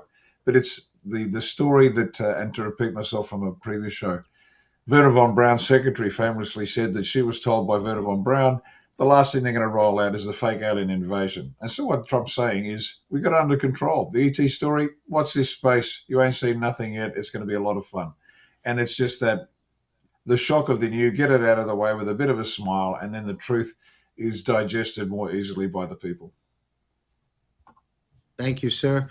Michael Jaco, we're touching a subject that you talked about a few months ago that is among the very top of the hot subjects they don't want explored very much. It seems to be an unstoppable trajectory we've just begun. What's your view of the content on Trump and the aliens? Yeah, President Trump started a Space Force, but we've had a secret Space Force for quite some time, and a lot of people have been involved in that. We have extremely advanced, 600 years advanced, more advanced than what we see right now. When I was in the military, probably all of us could talk, especially Riccardo. We can talk about 56 years advanced information technology that we were exposed to. I was at CIA. One moment, Michael. Michael, one moment, sir. Pardon me. I don't. Does everyone hear the disruption, or is it just on my end? No, it's there. Okay, we got a Wi-Fi issue. Maybe to our producer, go to a one screen or a two screen. I don't know, but Michael, please repeat yourself. Okay, so we have advanced technologies that are already out there. We have a secret space program that's been active for quite some time, decades and decades. President Trump started the Space Force. That was like a lead in to what we're going to start to get, I believe, in the future. It's already here. A lot of us have been involved with it. A lot of us have been talking about it for quite some time. It's not a leak anymore. It's like pretty much known that we have these technologies that are 600 years more advanced than what we have right now. When I was in the SEAL teams, 50, 60 years more advanced. I'm seeing the technologies that I was working with that have been revealed at this point to the regular civilian community. When I was in the CIA, there's still some technologies because they're probably about 100 years more advanced in their technologies that still have to be revealed. I think these are going to start to be revealed a lot sooner than has been normal. And that's, there's a lot of companies out there that are controlling a lot of this technology. They were given lots of money to develop these technologies or take the alien technologies that we have, from crash sites and so forth, and, advance them to different levels. Very, very compartmentalized. Once you take away the compartmentalization, then those scientists and so forth start to talk to each other. You're going to see a rapid advancement beyond belief. So we're right on the cusp of this, and President Trump, incredibly, is revealing like that. The different things that we're going to try and do to stop us out or being Operation Blue Beam. That's not going to happen. There's no way it can happen. So he's doing the reveals, slow drip, moving into garden hose, soon to be a fire hose. And you have to give people a little bit of chance to digest some of this, take it in, but it's going to continue to come. I mean, all of us at this point, I think all of humanity that's still around can handle information at a very, very fast pace now because it's been revealed on an unbelievable level. So I'm looking forward to it. There's a lot of stuff that Brad and I have been revealing in our show. So, and I'm just doing the tip of the iceberg of what I can reveal at this point. Yeah, it's fascinating. 100, 300, 600 years advanced technologies that you and others perhaps have been aware of, and you're starting to see that drip out right now. So would it be a fair statement to say that I keep invoking Tesla because we know about his work that's coming through now, but off-world activity, one would assume, I assume there's like on human beings, there's some of us are good people and some of us are bad people. That might be going on in off-world as well. My question is, would it be a fair statement to say with these advanced technologies that you've been aware of, that anti-gravity, zero-point energy, all kinds of things will be coming our way as a result of off-world information coming through the president to us? Is that a fair statement? Absolutely. And that's basic technology, really. Okay. Well, great. We've had other guests on. I don't want to misquote somebody. I'm not sure if it was retired Lieutenant Colonel Chuck Sellers or retired Lieutenant Colonel Tom Lennox, but one of our guests previously, I think it was Tom Lennox, spoke about portals that the president and perhaps some of his family have gone through to the other side, the galactic universe of sorts, gaining, whatever they're doing there. So I've got one smoking gun question I'm going to ask of the panel on this subject as a follow-up. But before I get there, let's take the initial question to the panel now. Brad Wozny, what's your take on the UFO alien matters, particularly looking at the images I had up with the president? There's a multi-pronged approach at everything that President Trump does.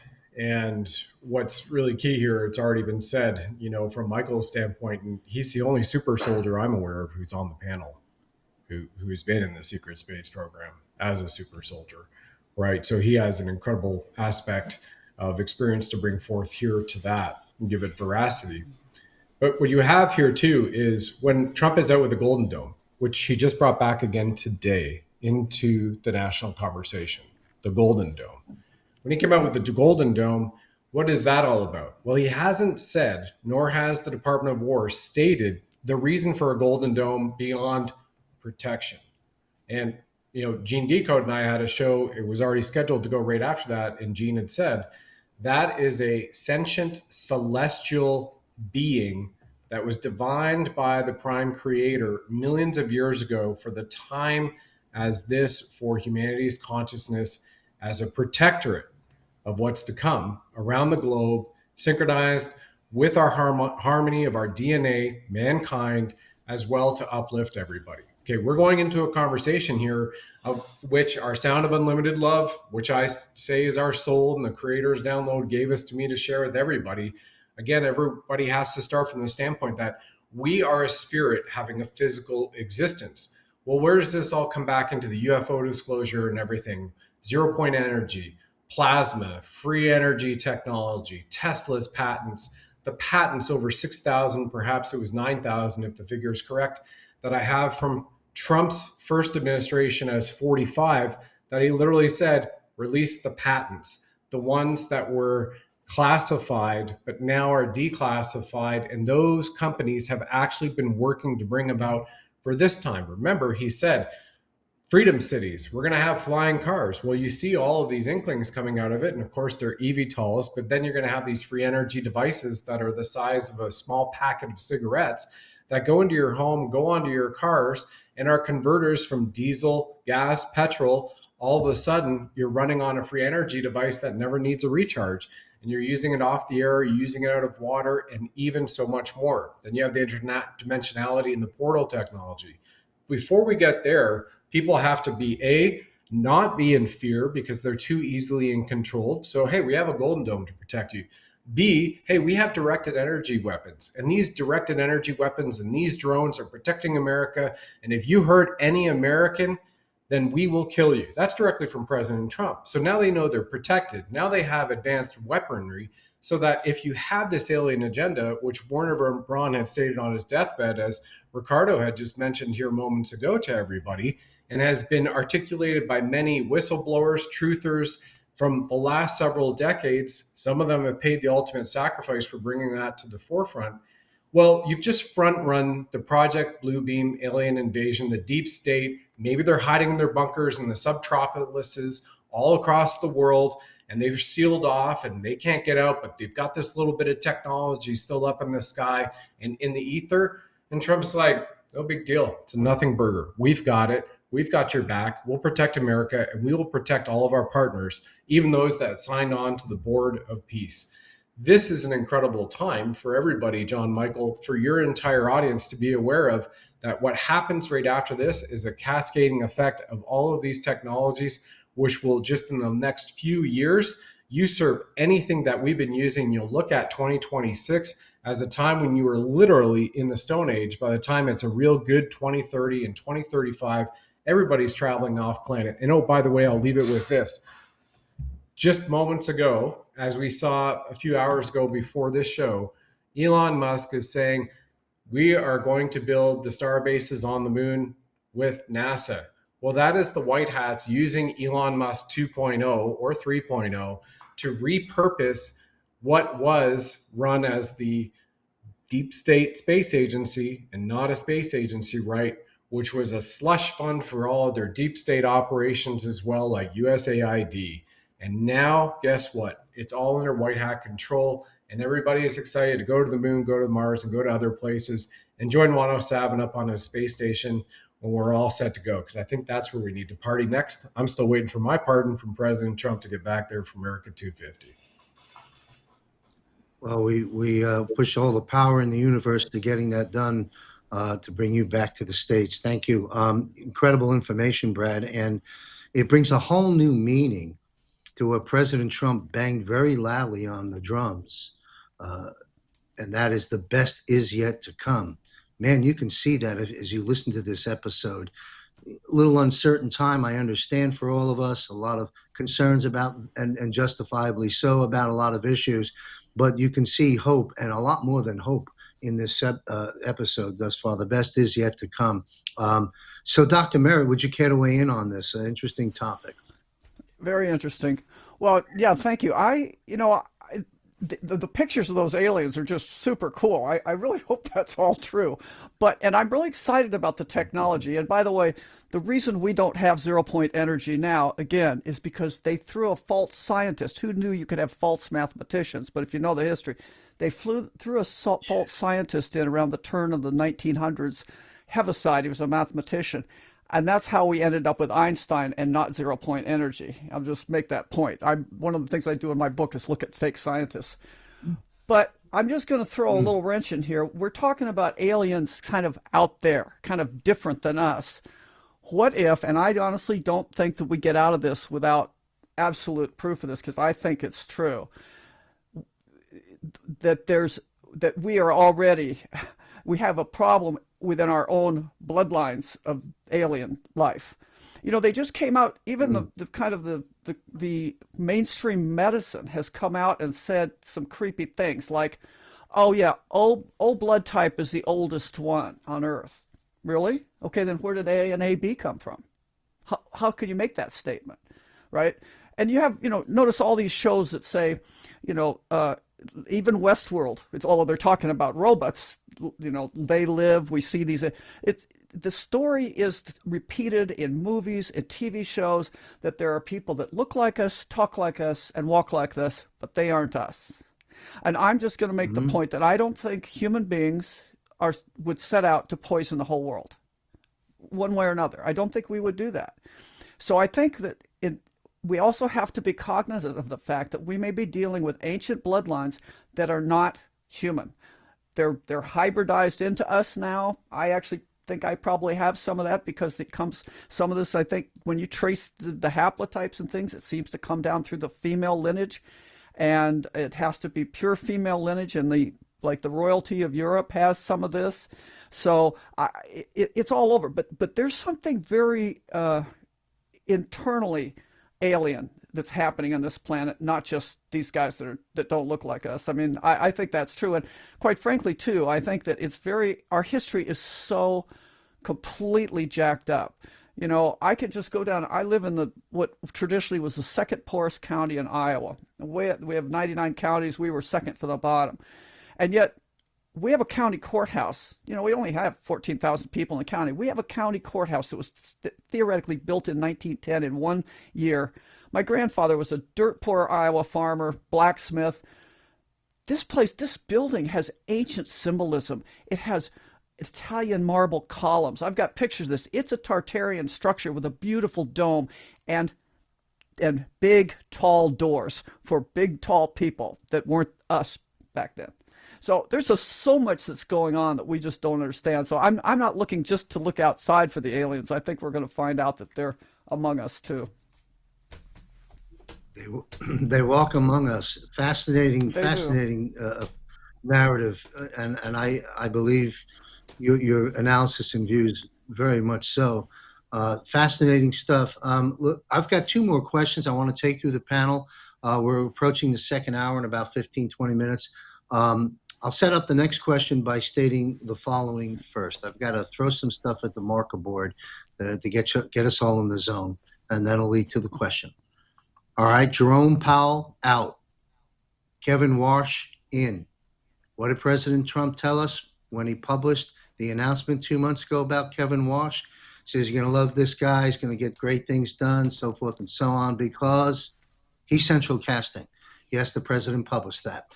Now, as one does the research on Kevin Warsh, as those that did the research on J.D. Vance, when you do the research on Kevin Warsh, you find out perhaps that he's got a few blemishes, like the original J.D. Vance had a few blemishes with ambrosia, for example. The research on Warsh, and again, President said central casting, so that's another theme throughout this broadcast. But you know, there's information out there of his affiliations with things that. Well, for example, his father is Jewish and his father-in-law is a billionaire, Richard Lauder, who is the president of the World Jewish Congress. The associations with Epstein in some fashion or another. Now, I haven't done the direct research, but I've come across these sort of narratives that others have researched. But the reason I raised it, and people should go down the rabbit holes on their own, is because the president focused on central casting. And I'm happy to talk about J.D. Vance if this panel wants to talk about that as well. But but my question at the top of the panel with retired Lieutenant Colonel Riccardo Bosi, I'm going to continue. So we're talking about Powell out, Kevin Warsh in. A few more things at the marker board. Federal Reserve and IRS clearly are being dismantled and moved into the Treasury, unconstitutional and illegal. Treasury Department published on March 26th a press release stating that President Trump will be the first sitting president with his signature on new currency. Plenty of dates have been floated by the administration from various individuals that we may be seeing the issuing of this new gold-backed dollar as early as June or July. That's narratives out there. Again, that press release was from the Treasury Department themselves, stating a new currency on the horizon. Because we know Federal Reserve note, that dollar we have, Federal Reserve note, Federal Reserve for-profit cartel, illegal and unconstitutional money scam, money is debt, and note is a debt too. So the money says Federal Reserve note, a debt to a private bank. We're getting away from that. More things on the marker board, and we'll turn it over to the panel. Well, actually, let's turn it over here. I'll take a pause.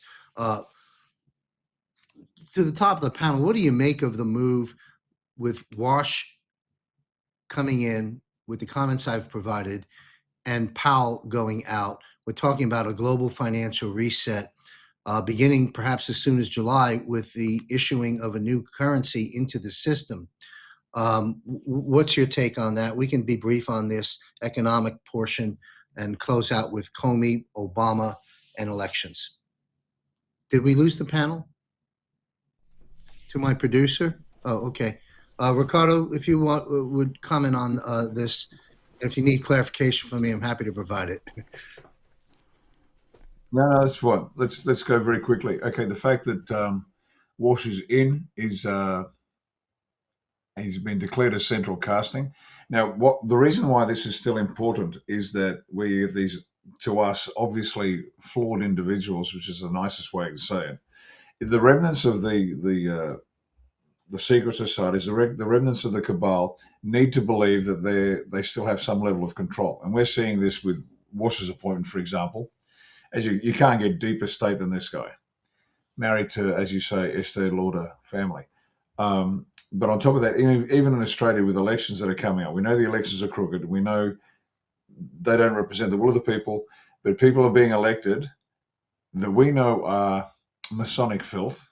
They give it away. They send the signals, but that's to placate the lower remnants of the Masonic filth to think they still have some control. So that's the reason why it's happening, just to settle those people down so they think, hey, we're still in the game. They're not. We know they're not, but that's about it.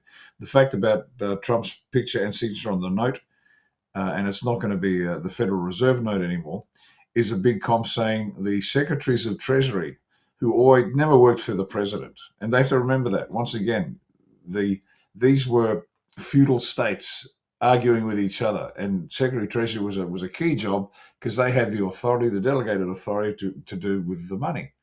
And this is a message from DJT to the United States and the world. We now control it. The feudal states that used to control the different departments are all gone. We're controlling it. We're under control. We're achieving now what Abraham Lincoln tried, what JF Kennedy tried. We finally achieved it, and here's my face and signature to prove. Anyway, I'll leave it there and leave something for the rest of you. Thank you, Lieutenant Colonel Bosi. You know, a quick comment. You can't make this stuff up, and I know the panel knows this, and probably a lot of our viewers. Kevin Wash is now the 17th Federal Reserve Chairman. Yes. Unbelievable. And one could argue, but it's not much of an argument there. He's basically going to be the last one as the Federal Reserve doors are about to get shut down. So we take that. That's a great subject, folks. It's a good broadcast because while, again, there are uncertainties and uncomfortableness for many of us, we can see that every subject I've raised has far more than hope in it. I mean, it's really an incredible and great time. Michael, how would you like to weigh in on washout, in, Powell out? What's happening? Yeah, this is a great time because the city of London is finally going to lose its control. The Revolutionary War was just a facade. We didn't really win it. The city of London still was in control. And a lot of those people that were there, yeah, we've seen a little here and there where it looks like we're going to break free from them, but they, gain control again. They take out our presidents like Lincoln and Kennedy. They're trying to turn it around. So this is the first time since the Revolutionary War that we're going to definitely get rid of the city of London. So they have had financial control of us for a long time. The War of 1812, they came in and hammered us because we started to do some stuff that they didn't like. They came in and burned Congress and the White House and so forth, and all the information that we had so we could break free. They knew that was coming, so they came in and burned it all down. And then we go over there and support them in World War One. They basically supported the deep state side, the South. Against us, and we won, but yet it was the Southerners that came up and killed President Lincoln. So we're going to continue to see this, taking down of the deep state. World War II, we basically went over and, bailed them out of, World War II. NATO, we supply NATO with all the funding. So they've used our military for a very long time. We've been their military arm, and that's getting ready to stop. It has already stopped, really. President Trump is, doing what he's doing, taking down the deep state all over the world, with the help of, our friends in all those other countries. Like our Aussie friends are, working with us, Kiwis and South Africans, all around the world. There's our counterparts have been, over the last 4 to 5 years, have been scheming and planning to take down this deep state, and they're getting taken down. So this is just one of those things. Bye bye Federal Reserve, bye bye IRS. That was just another way to control us and manipulate us. But all of that fraud that they've been using against us, creating slaves, all of us went to slave schools, so that we would be indoctrinated to their way of thinking and control. We're breaking free from all that. So when I say, 300 to 600 years more advanced, our educational system is going to have to, come in and get completely changed so that we can handle the new information. So all of us are going to learn new stuff. It's going to be fantastic going forward. Excellent. Thank you. Brad, you care to weigh in on this? Certainly. Thank you, John. And I'll preface this with I have a compassionate family commitment that I'm a little bit behind for, so I'll have to jump here right after this. And it's been an honor, and thank you for your team. And what a pleasure to be on for the first time with Dr. Lee Merritt, the medical rebel. Absolutely incredible. A Joan of Arc in the medical community, as far as I'm concerned, Dr. Lee. I would take this back to my technological days. And what you do is you write alpha code. The software developers write alpha code. They give it to the hardware guys and gals. They put it on the hardware. And then they go out and they test it. And then they come back and then they rewrite it again. They fix some of the bugs. And then they go out, beta test it again.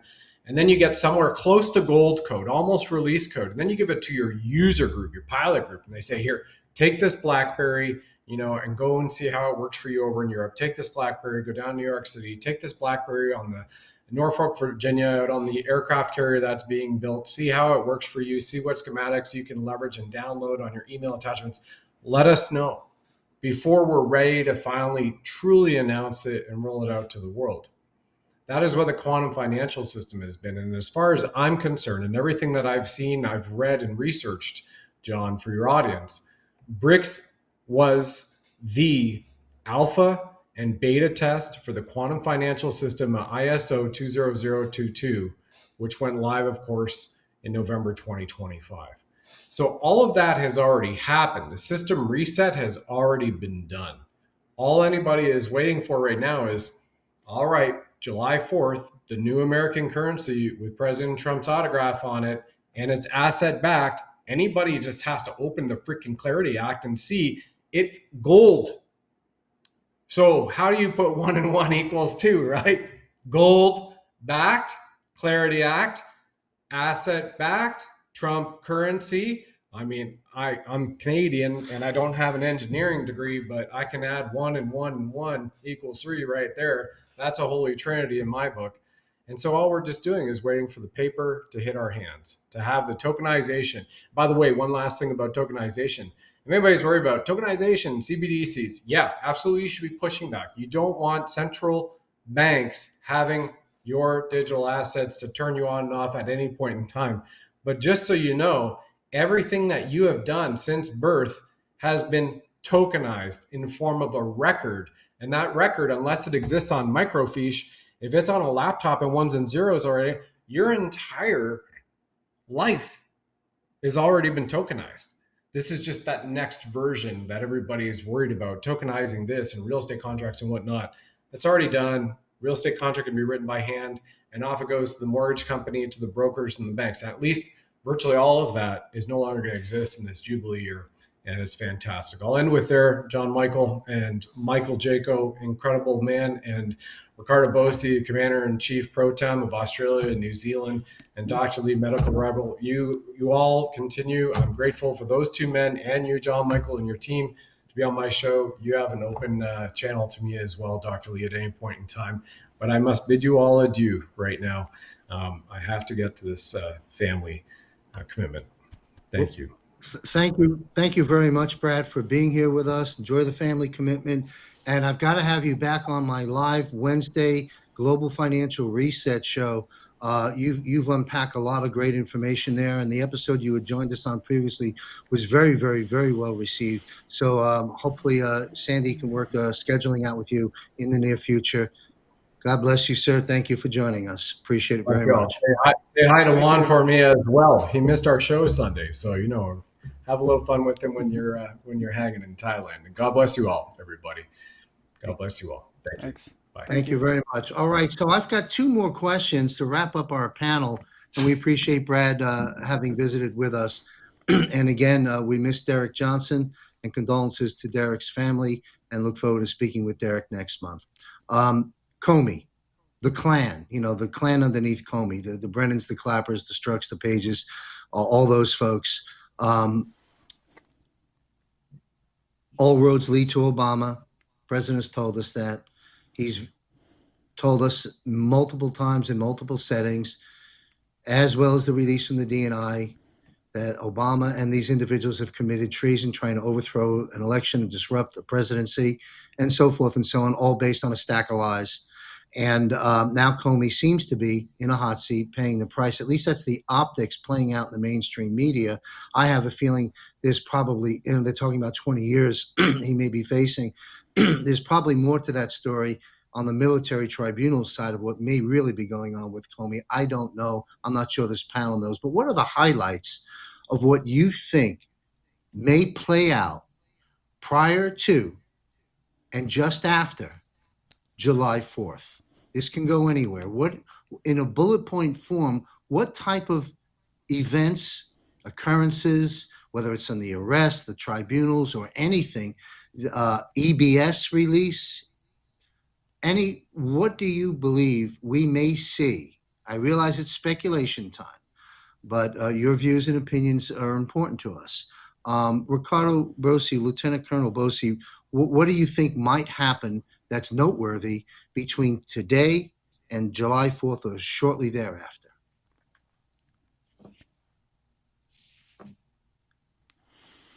Thanks, John. Very quickly.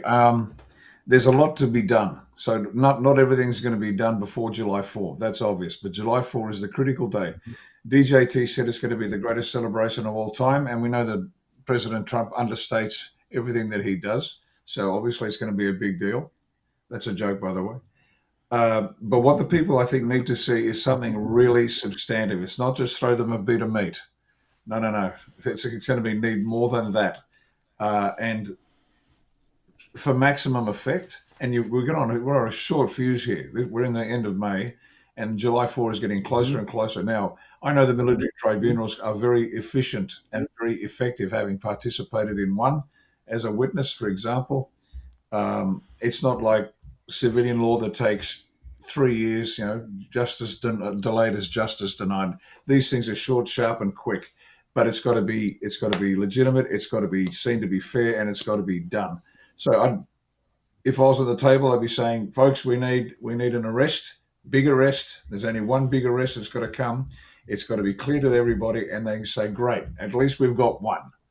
We've got one or two, maybe three major ones, but it's definitely one, and it's got to be a biggie, and that's Obama, the big O, and then everybody else can follow after that. And that's what the minimum I'd be asking for before July 4. That's music to our ears. Thank you, sir. Michael, I want to take this subject on. Any EBS, again, I realize you didn't get the memo from the president, or maybe you did, but presuming you didn't, do you think the EBS will be launched in your speculation ball before July 4th? And anything else you'd like to raise, sir? So I think the arrests are going to. Said, I'm sorry. Oh, sorry. Where you go, Mike? One moment. I'll intervene. I'll intervene here. If Riccardo, you've got something else to say, please say it, and then we take that question to Michael Jaco. You're through? No, I'm done. Over to you, Mike. Very good. Very good. Thanks. So I think the ABS is saved for some extreme emergencies. They may or may not happen. I think the rest are going to start to come after 4th of July. Then we're going to start seeing more of the 2020 election steal stuff, the COVID damage, and it's just going to be just one thing after another. If it gets a little too hectic, if they start to try and run our cities or whatever, probably EBS will happen then, settle everybody down. It might just happen in certain areas. I think most of America's good. We're ready for this to happen. We don't need as much information dump as some people will. But yeah, I think after the July 4th is when we possibly see EBS. But leading up, I think the rest are going to start.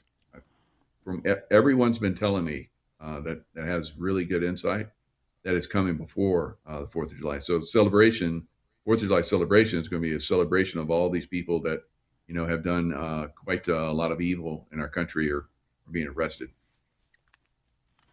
Thank you. Dr. Merritt, do you want to weigh in on this? Sure. I hope it's going to be some debt relief. And I say that because actually this kind of merges into the last question you asked, but the word jubilee has come up several times. And a jubilee in ancient times, not so ancient times, has been a universal forgiveness of debts. And one of the things, like you talked about Warsh, one of the things he said was that the Federal Reserve has amassed, I think he said, $6 trillion in expanding their balance sheet. And it benefited it was in the trillions. It was either 3 or 6 trillion, and it benefited the balance sheet, and it benefited Wall Street, but it didn't benefit the people, like the people that took loans, like for the SBA and all this stuff because of COVID. So there's a lot of that out there still. And I think that when you look at the world, God's world is really simple. It's you can understand it. It's land, growing crops, growing animals, doing things, making factories that benefit humanity. But this artificial world that we are been stuck in for thousands of years, and it's just gotten worse, it's based on managing war, it's based on poisoning people and selling it as infectious disease, and it's based on debt slavery. And the debt slavery has been from time immemorial. But it's interesting, I've just been the study I've done on symbolism, it's interesting that we have 9 states, for example, that have the Phrygian cap on their state seal, which comes from an ancient, Anatolia, 5,000 years BC, before the pharaohs. And the symbol of the Phrygian cap, which is also the cap of the French Revolution, the bloody French Revolution, it wasn't really about liberating you and freedom. It was about going from chattel slavery, where you were in chains, to debt slavery. And if you notice, the Phrygian cap is always also on the Senate seal of the United States Senate. What? With the fasces on the bottom. I mean, they're showing us what's been going on. And I think if we really are going to get out of the system, we have to get out of the debt slavery. So I'm hoping there'll be a jubilee and there'll be forgiveness of debts, because who wouldn't get behind that? Absolutely. And I've covered that extensively on my Global Financial Reset show with a variety of guests, and they all concur with your points, ma'am. And I do believe that's coming. You've got the numbers have been quantified on the birth certificate trading. There's that chunk of, we're talking about repatriation of wealth, and of course debt forgiveness, because it was based on fraud and so forth and so on. You take that, and of course all the taxation, which was illegal and unconstitutional, the majority of it. All of these things and more, and statements from Elon Musk. I've covered this a lot. You're absolutely right, and I'm hopeful also that we get some of this at least to drip out beginning July 4th, or at least a substantial statement with some dates supporting action. So great stuff. My last question to the panel, we'll go back to Colonel Bosi. Election. Right now, here it is, the end of May.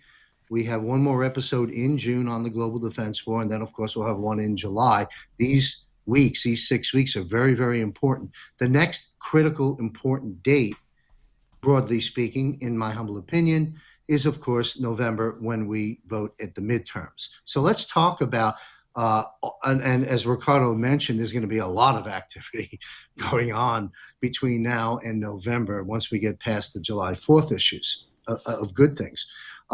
and everything starts to unpack and unload and move forward rather rapidly, in my opinion, between now and the midterms. But the elections were stolen. We all knew that. I got up on the Clay Clark General Flynn stage every month for a couple of years and spoke about that. And of course, now it's official. And so those that called everyone a conspiracy theorist, I call it Kiss a Conspiracy Theorist Month. That's what this time is. So, but we have the election theft. Wano Savin singing his jingle. It ain't over yet, 2020, right? Well, it isn't over yet. We don't have a free nation moving forward unless two things happen, in my opinion. Number one, the truth of what happened in the election. It's been going on for decades, but we'll talk about 2020. The truth of what happened in the theft of the election has to be thoroughly understood and revealed, and justice has to be served. And then corrective measures have to take place, or we should never vote again, in my opinion. That's my opinion section. Now, having said that, we go to the top of the panel, elections. Do you have any concerns, Lieutenant Colonel Bosi, about the up-and-coming midterm elections, given what the president has shared with us? We know about the SAVE Act, dead on arrival, perhaps at his desk, I don't know. But what's your take on this very important subject of elections? And do you think we'll be voting in the midterms? And if so, will it be free and fair? And if so, how? Yeah, great question. We face the same problem here in Australia.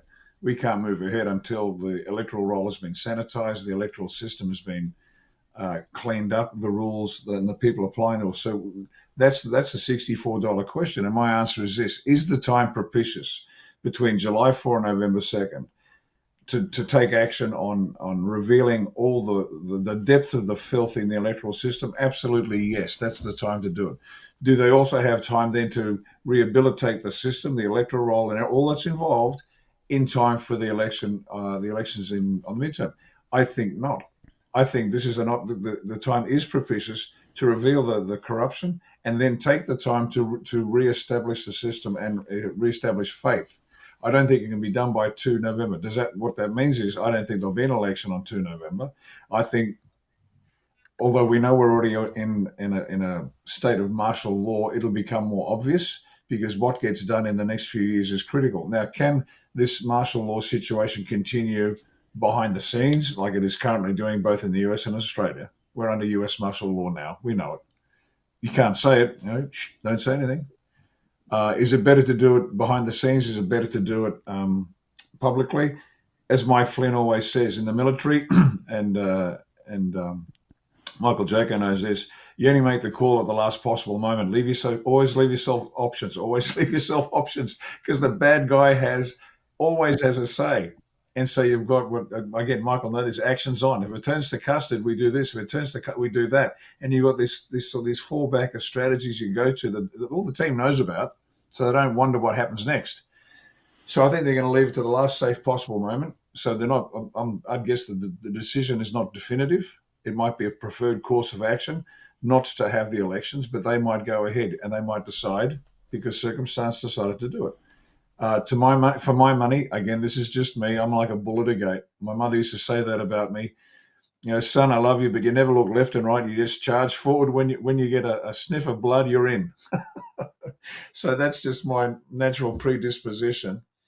But for me, it'd be a great time to show the utter corruption of the system. And as I've said many times before, the whole system's got to come down.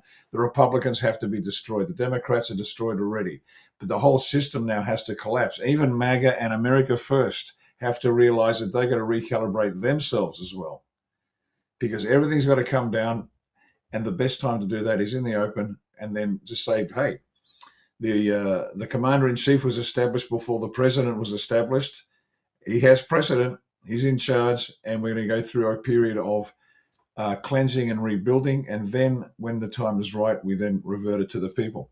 Is that ideal? I don't know. It's an option, but I guess the novelty is worn off. Let's get to the end of this show. Let's be upfront with the people. Let's let them know what's got to be done, so we can then focus our efforts on rebuilding, rehabilitating the entire system. That's why I've been as blunt as a hammer with the Australian people with my opinions on this. because we're pretty robust. We'll take the truth and go, okay, martial law, let's get on with it. What are we going to do? Let's get to it. But for my money, if I had to put a bet down, I'll finish with this.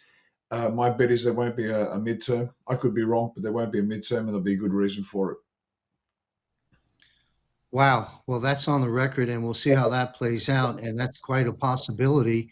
And the narrative that would shape that type of an event will be fascinating, and we'll be covering it, as, pardon me, as the months get closer to that. I'll also interject. The president has, look, if the SAVE Act doesn't get done, he's pretty much said, and I'm paraphrasing, get it done. And if it isn't done, I'm going to declare a national emergency, declaration, national emergency, I think is the terminology. And come hell or high water, we're going to have free and fair elections. I will interject, you could see ICE or National Guard and other people there supervising and monitoring that only people with proper ID and all the other criteria that one should vote with takes place. So we do have a free and fair election. But if we're not ready for that, if the president doesn't invoke that, let's not have an election until we get it right. And Juan O'Savin's on the record. I'm paraphrasing. Juan is saying two things that maybe President Trump's, pardon me, legacy, as you fast forward some years down the line, that's another discussion, but that would be restoring free and fair elections and restoring sound money, both of those things first here at home in America, and then exporting that to the countries around the world. And I believe Juan is right about that. But thank you, Lieutenant Colonel Bosi, for weighing in. Michael, what's your views about this? It's a pretty important subject. Yeah, so Riccardo was right that, if we tell them too much of what we're going to do, they're going to undermine it. They've shown us that over and over again. So passing the Save America Act too early in the game, if it's going to be passed, is probably the better way. I think they're waiting further down the road so that when they pass it, they know that they're going to start to have ways to overcome that. You look at Colorado, the governor there just blew off President Trump when he said free Tina Peters. That's never been done before. All the states that President Trump did not win in, and there were states where they didn't have voter ID. Every state that there was voter ID, he won. So they don't care. They're going to do what they're going to do. He could pass all kinds of laws. He can tell them you're not going to have mail-in ballots, and he's already said that, executive order. They're going to do it. They're going to do it anyway. And what they're like, what are you going to do? So you're going to start a civil war? You're going to send out the military? Do you think you have enough military? There's not enough military to go around, to tell you the truth. So I don't see that happening. But I do believe that Riccardo has a good point. If it's not settled from the point where we're supposed to have these elections, then we're not going to have them. They're going to get pushed. So that's real. That's a possibility. But I have faith that they're going to get this out, the SAVE Act. If not, then some kind of executive order. And if that doesn't work, then we're not going to have those elections. It's pure and simple. And I think that there's a good possibility that if we do have those elections, we'll have a massive red tsunami. We've been talking about that. A lot of people have been talking about that for I think since President Trump, first came down the escalator, everybody's like, we're going to have a red wave and we're going to have a red wave. And I'm like, no, we're not, because we don't have, free and fair elections. They're compromised. And even when he got into office, he started talking about that right from the beginning, but the press, kept it down, kept a lot of pressure on that. But I was constantly revealing that if we don't get hold of these elections, we're not going to see the right people get in office. And that, of course, that's what we've seen all the way up to now. We've seen onesies and twosies here. We've seen just recently, President Trump is pushing back on the rhinos. I don't think that really anybody in political office right now, other than President Trump, of course, maybe one or two here and there. I kind of like, I think it's Tim Burchett just came out with I think he's coming out with a bill where they're going to bring back hangings So I think we're getting close to that point because President Trump in his last administration came out with shootings. We could do the firing squads again. So it's all kind of like the little pieces of the puzzle are coming together, where some of these people, if we do have 2020 election still stuff be exposed, I think there's no way they can resist us anymore after that. So then the SAVE Act goes through. We'll have if you do have mail-in ballots, they will. You're not going to be included. California, whatever city you have that has mail-in ballots, that city's ballots are out. So I think that's one of the ways to handle it. But it remains to be seen how that happens. But I have a lot of faith that we're gonna get a good election coming up, whether it gets delayed or whether it happens on the right date, November 2nd, remains to be seen. But we're gonna get a good, really, really good election. Probably the first election, seriously good election that we've had probably ever in the United States. So it's a very exciting time. Yeah, that's encouraging. And however it plays out, we will have free and fair elections, and that's the message here. Dr. Merritt, you're weighing in on this subject. Well, at the risk of never being invited back because this is too weird, but I'm just going to throw this out there. You know, the editor, I think he's dead now, but the former editor of Burke's Peerage made this comment several years ago, and he said that every president of the United States, from George Washington through George Bush Jr., and I think we could probably extend that through Obama now, was a Merovingian, meaning they all came from a direct descendant of Clovis and Charlemagne. So if that being true, that's not me saying it. This is the guy that writes the peerage book that tells where everybody in the peerage of the nobility in Europe comes from. And that being the case, even if it's not just about the voting machines, and it's not just about whether we have write-in ballots. It's that it's a top-down system, not a bottom-up system. We like to think in America we have this great grassroots thing because, I'm from Iowa. We joke that when there's the presidential caucus out here, you can't walk out your front door without tripping over a presidential candidate, but they're all selected for us. They're not from our counties. So one of the other possibilities I would like to see, I don't know if it then has any chance, but there's behind the scenes. I just was at the opening of Birthright, this new movie, and behind the scenes there is a republic that's being repopulated. We did it in my county. We set up a jural committee. We elected people, and we are the de jure government. The corporate government still sits, but there's a skeleton organization. And one of the other possibilities would be to say, we can't have election because we don't want any more top-down people handed to us. We're going to really do it from the bottom up. You all go back to your counties, and you take back your county for the republic. And let's have a real republic, not a selection. We'll have an election. That's a possibility. Maybe it's just dreaming, but I think that might be true. Or we won't go back. We'll have something completely different. The world is going to be so different that this will be null and void. So I don't know. I like that last notion. I really feel that the two-party system, at least in our country, is not going to be around. Certainly the Democrat Party. The entire we will be a constitutional republic, but how we get there, maintain that, those protocols, I believe, may be wiped off. And it would be wonderful. I'm curious to see how that may play out. We'll all find out, but you raised some great points, and you're certainly invited back on. Thank you. And, what you summarized there in your county discussion speaks right to General Flynn. Local action, national impact, all good. This concludes our broadcast, but I'm incorporated something last Global Defense War panel, and I'm going to do it this panel as well. I'm going to call them closing drive-by questions. While each, 60 seconds each, and we're done. While these three subjects could certainly warrant much more time, we're out of time. But the audience waits 30 days for this panel to hear from you in this setting. So let's touch on this. Quick answers, quick viewpoints, maybe 60 seconds.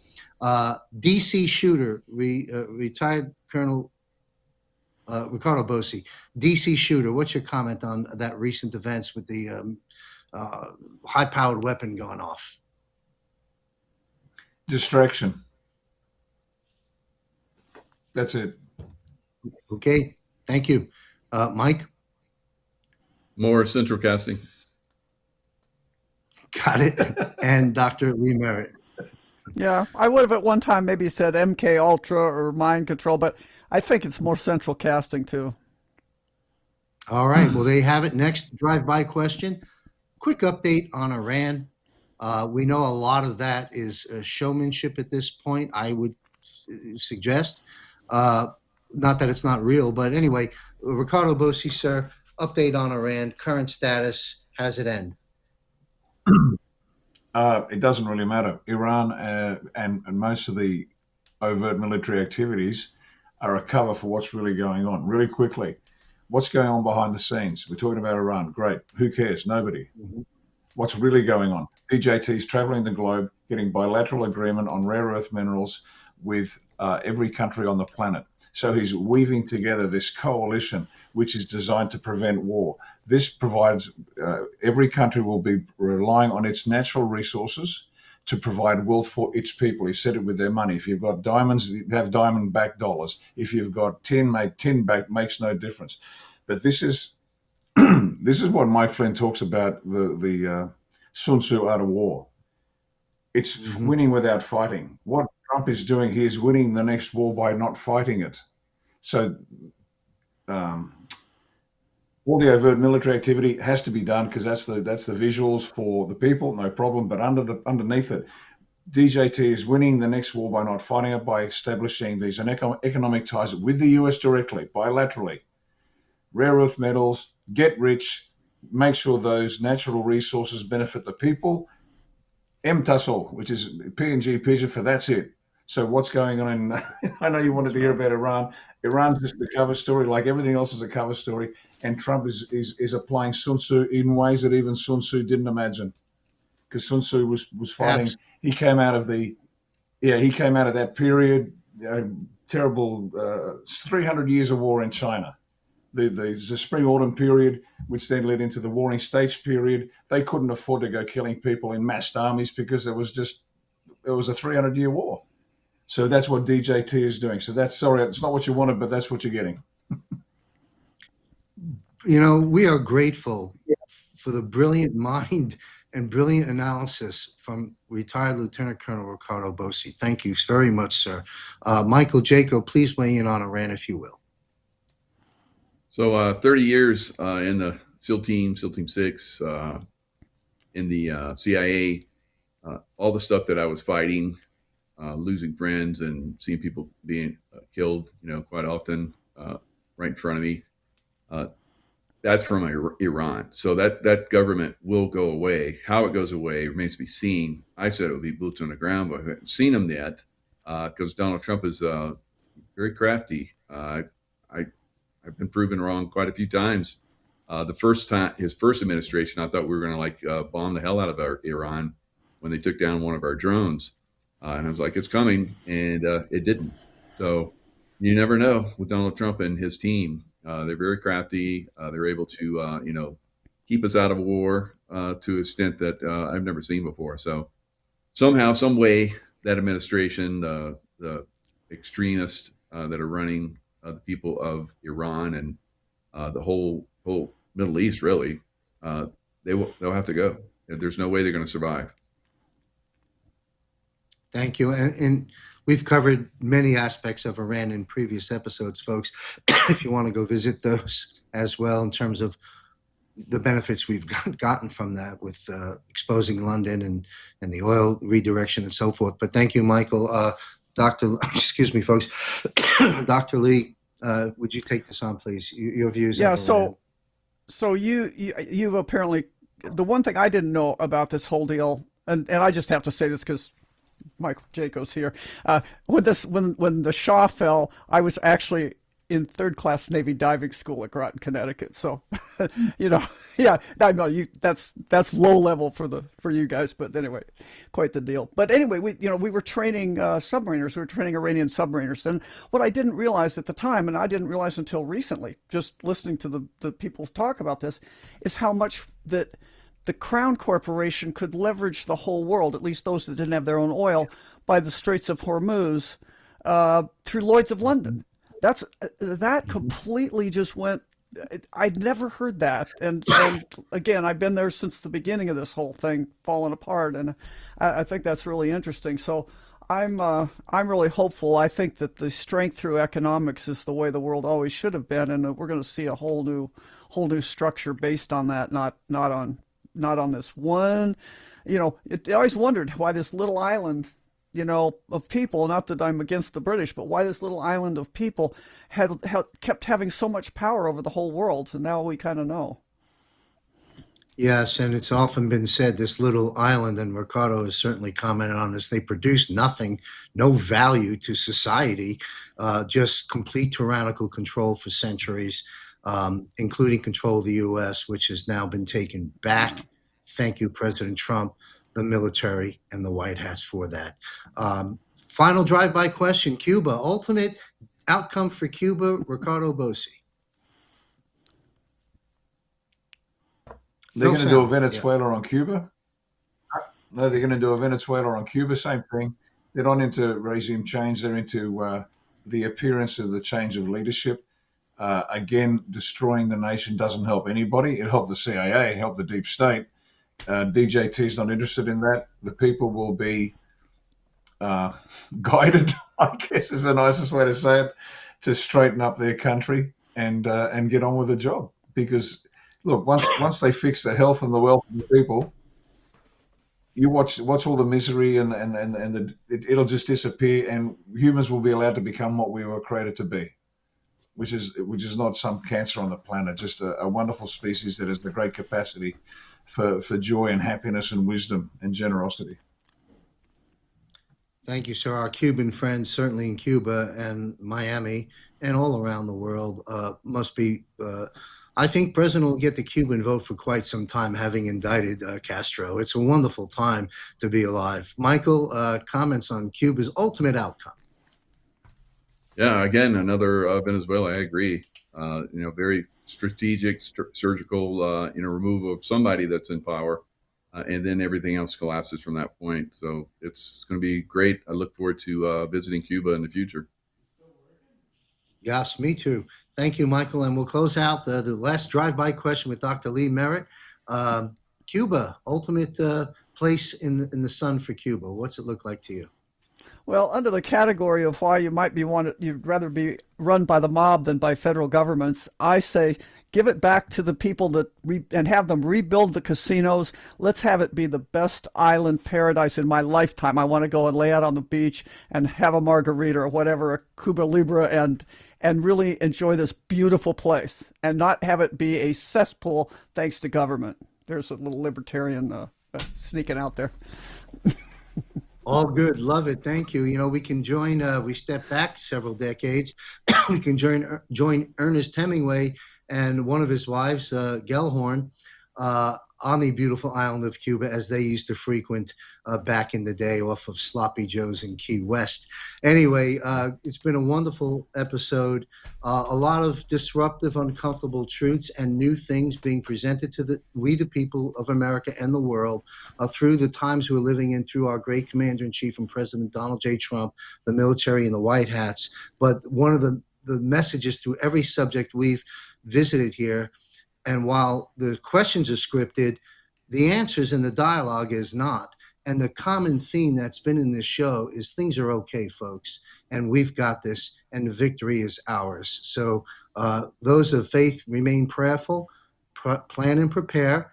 A few bumps ahead, but we got this, folks, and I want to salute this panel and Brad Wozny, who had joined us. Thank you very, very much for your expertise in your time. And we'll be back next month on the Global Defense War panel. Thank you all very much, and I'll be right back after this message. His commentary and analysis is among the best, bar none. His words serve as a masterclass. He deconstructs the deceptions of the PSYOP war. He is the author of The Greatness Awaits You, the national leader of Australia One Party Incorporated, a monthly panel participant in JMC's Global Defense War, in a league of his own, an international treasure, a follower of Jesus Christ. He is Riccardo Bosi.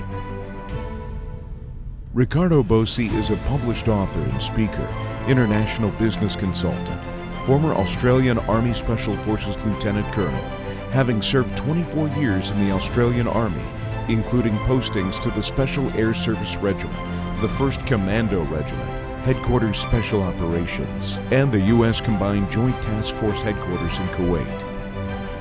Don't miss JMC Broadcasting's Bosi Briefs, where John sits down with Riccardo, helping to connect the dots, making sense of the madness, keeping us all grounded and united as the battle between good and evil play out before our very eyes. Join John and Riccardo every other Monday at 6 p.m. Eastern Standard Time right here at jmcbroadcasting.com. Quick announcement, Global Financial Reset live every Wednesday at 8:30 p.m. Eastern across the platforms. This week coming, we have Tom Lennox, retired Lieutenant Colonel Tom Lennox returning, and Larry Ballard. You do not want to miss that. And please visit jmcbroadcasting.com. Click on contributors on the upper left-hand corner. You will see the panel guests and the other contributors to my network, their photograph, their biography, and a link to follow their work. I want to thank the panel once again. Couple of other announcements. Off-planet, off-world with JMC. Actually, okay, we'll do this one. All new Patriot Q&A Power Hour. Join me and Juan O'Savin live in a private Zoom room on the screen, Juan, for 1 hour to answer your questions. Mark your calendars, May 28th, 8 p.m. Eastern, coming up very soon. So come join us. Visit jmcbroadcasting.com. Click on Premium Portal. Learn about the option and see if it's a fit for you. If so, we look forward to seeing you there. We also have Off-World, if we have that image, Off-World with JMC. I'm launching a monthly panel, Off-World with JMC. There it is, each and every month, beginning in June. A lot of new faces to JMC Broadcasting will be featured there, and some familiar faces.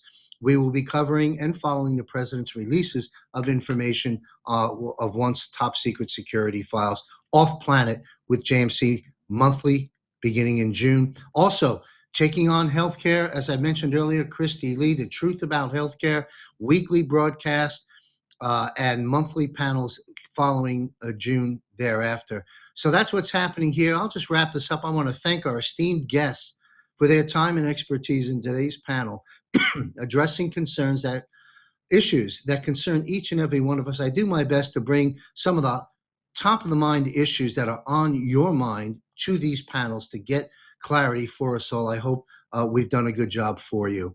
That's pretty much a wrap. Join us. I'll be meeting with Juan O'Savin in Thailand in the next 10 days. I very much look forward to the sit down with Juan, and what we'll glean from that I will be sharing with you. We may even hop on a Zoom special broadcast if time allows for Juan. That's basically it. Be sure to watch my daily, 7 days a week, I publish JMC's War Report, 3 to 5 minutes, short and sweet, inspirational and informative. Be sure to watch them every day, Monday through, every day, 7 days a week. Anyway, let me wrap up here and get myself some breakfast here in beautiful Thailand. Thanks for following and sharing our work. We're growing. Our voice is becoming bigger and bigger thanks to you. Where we go one, we go all. Be safe, stay alert, and may God be with you.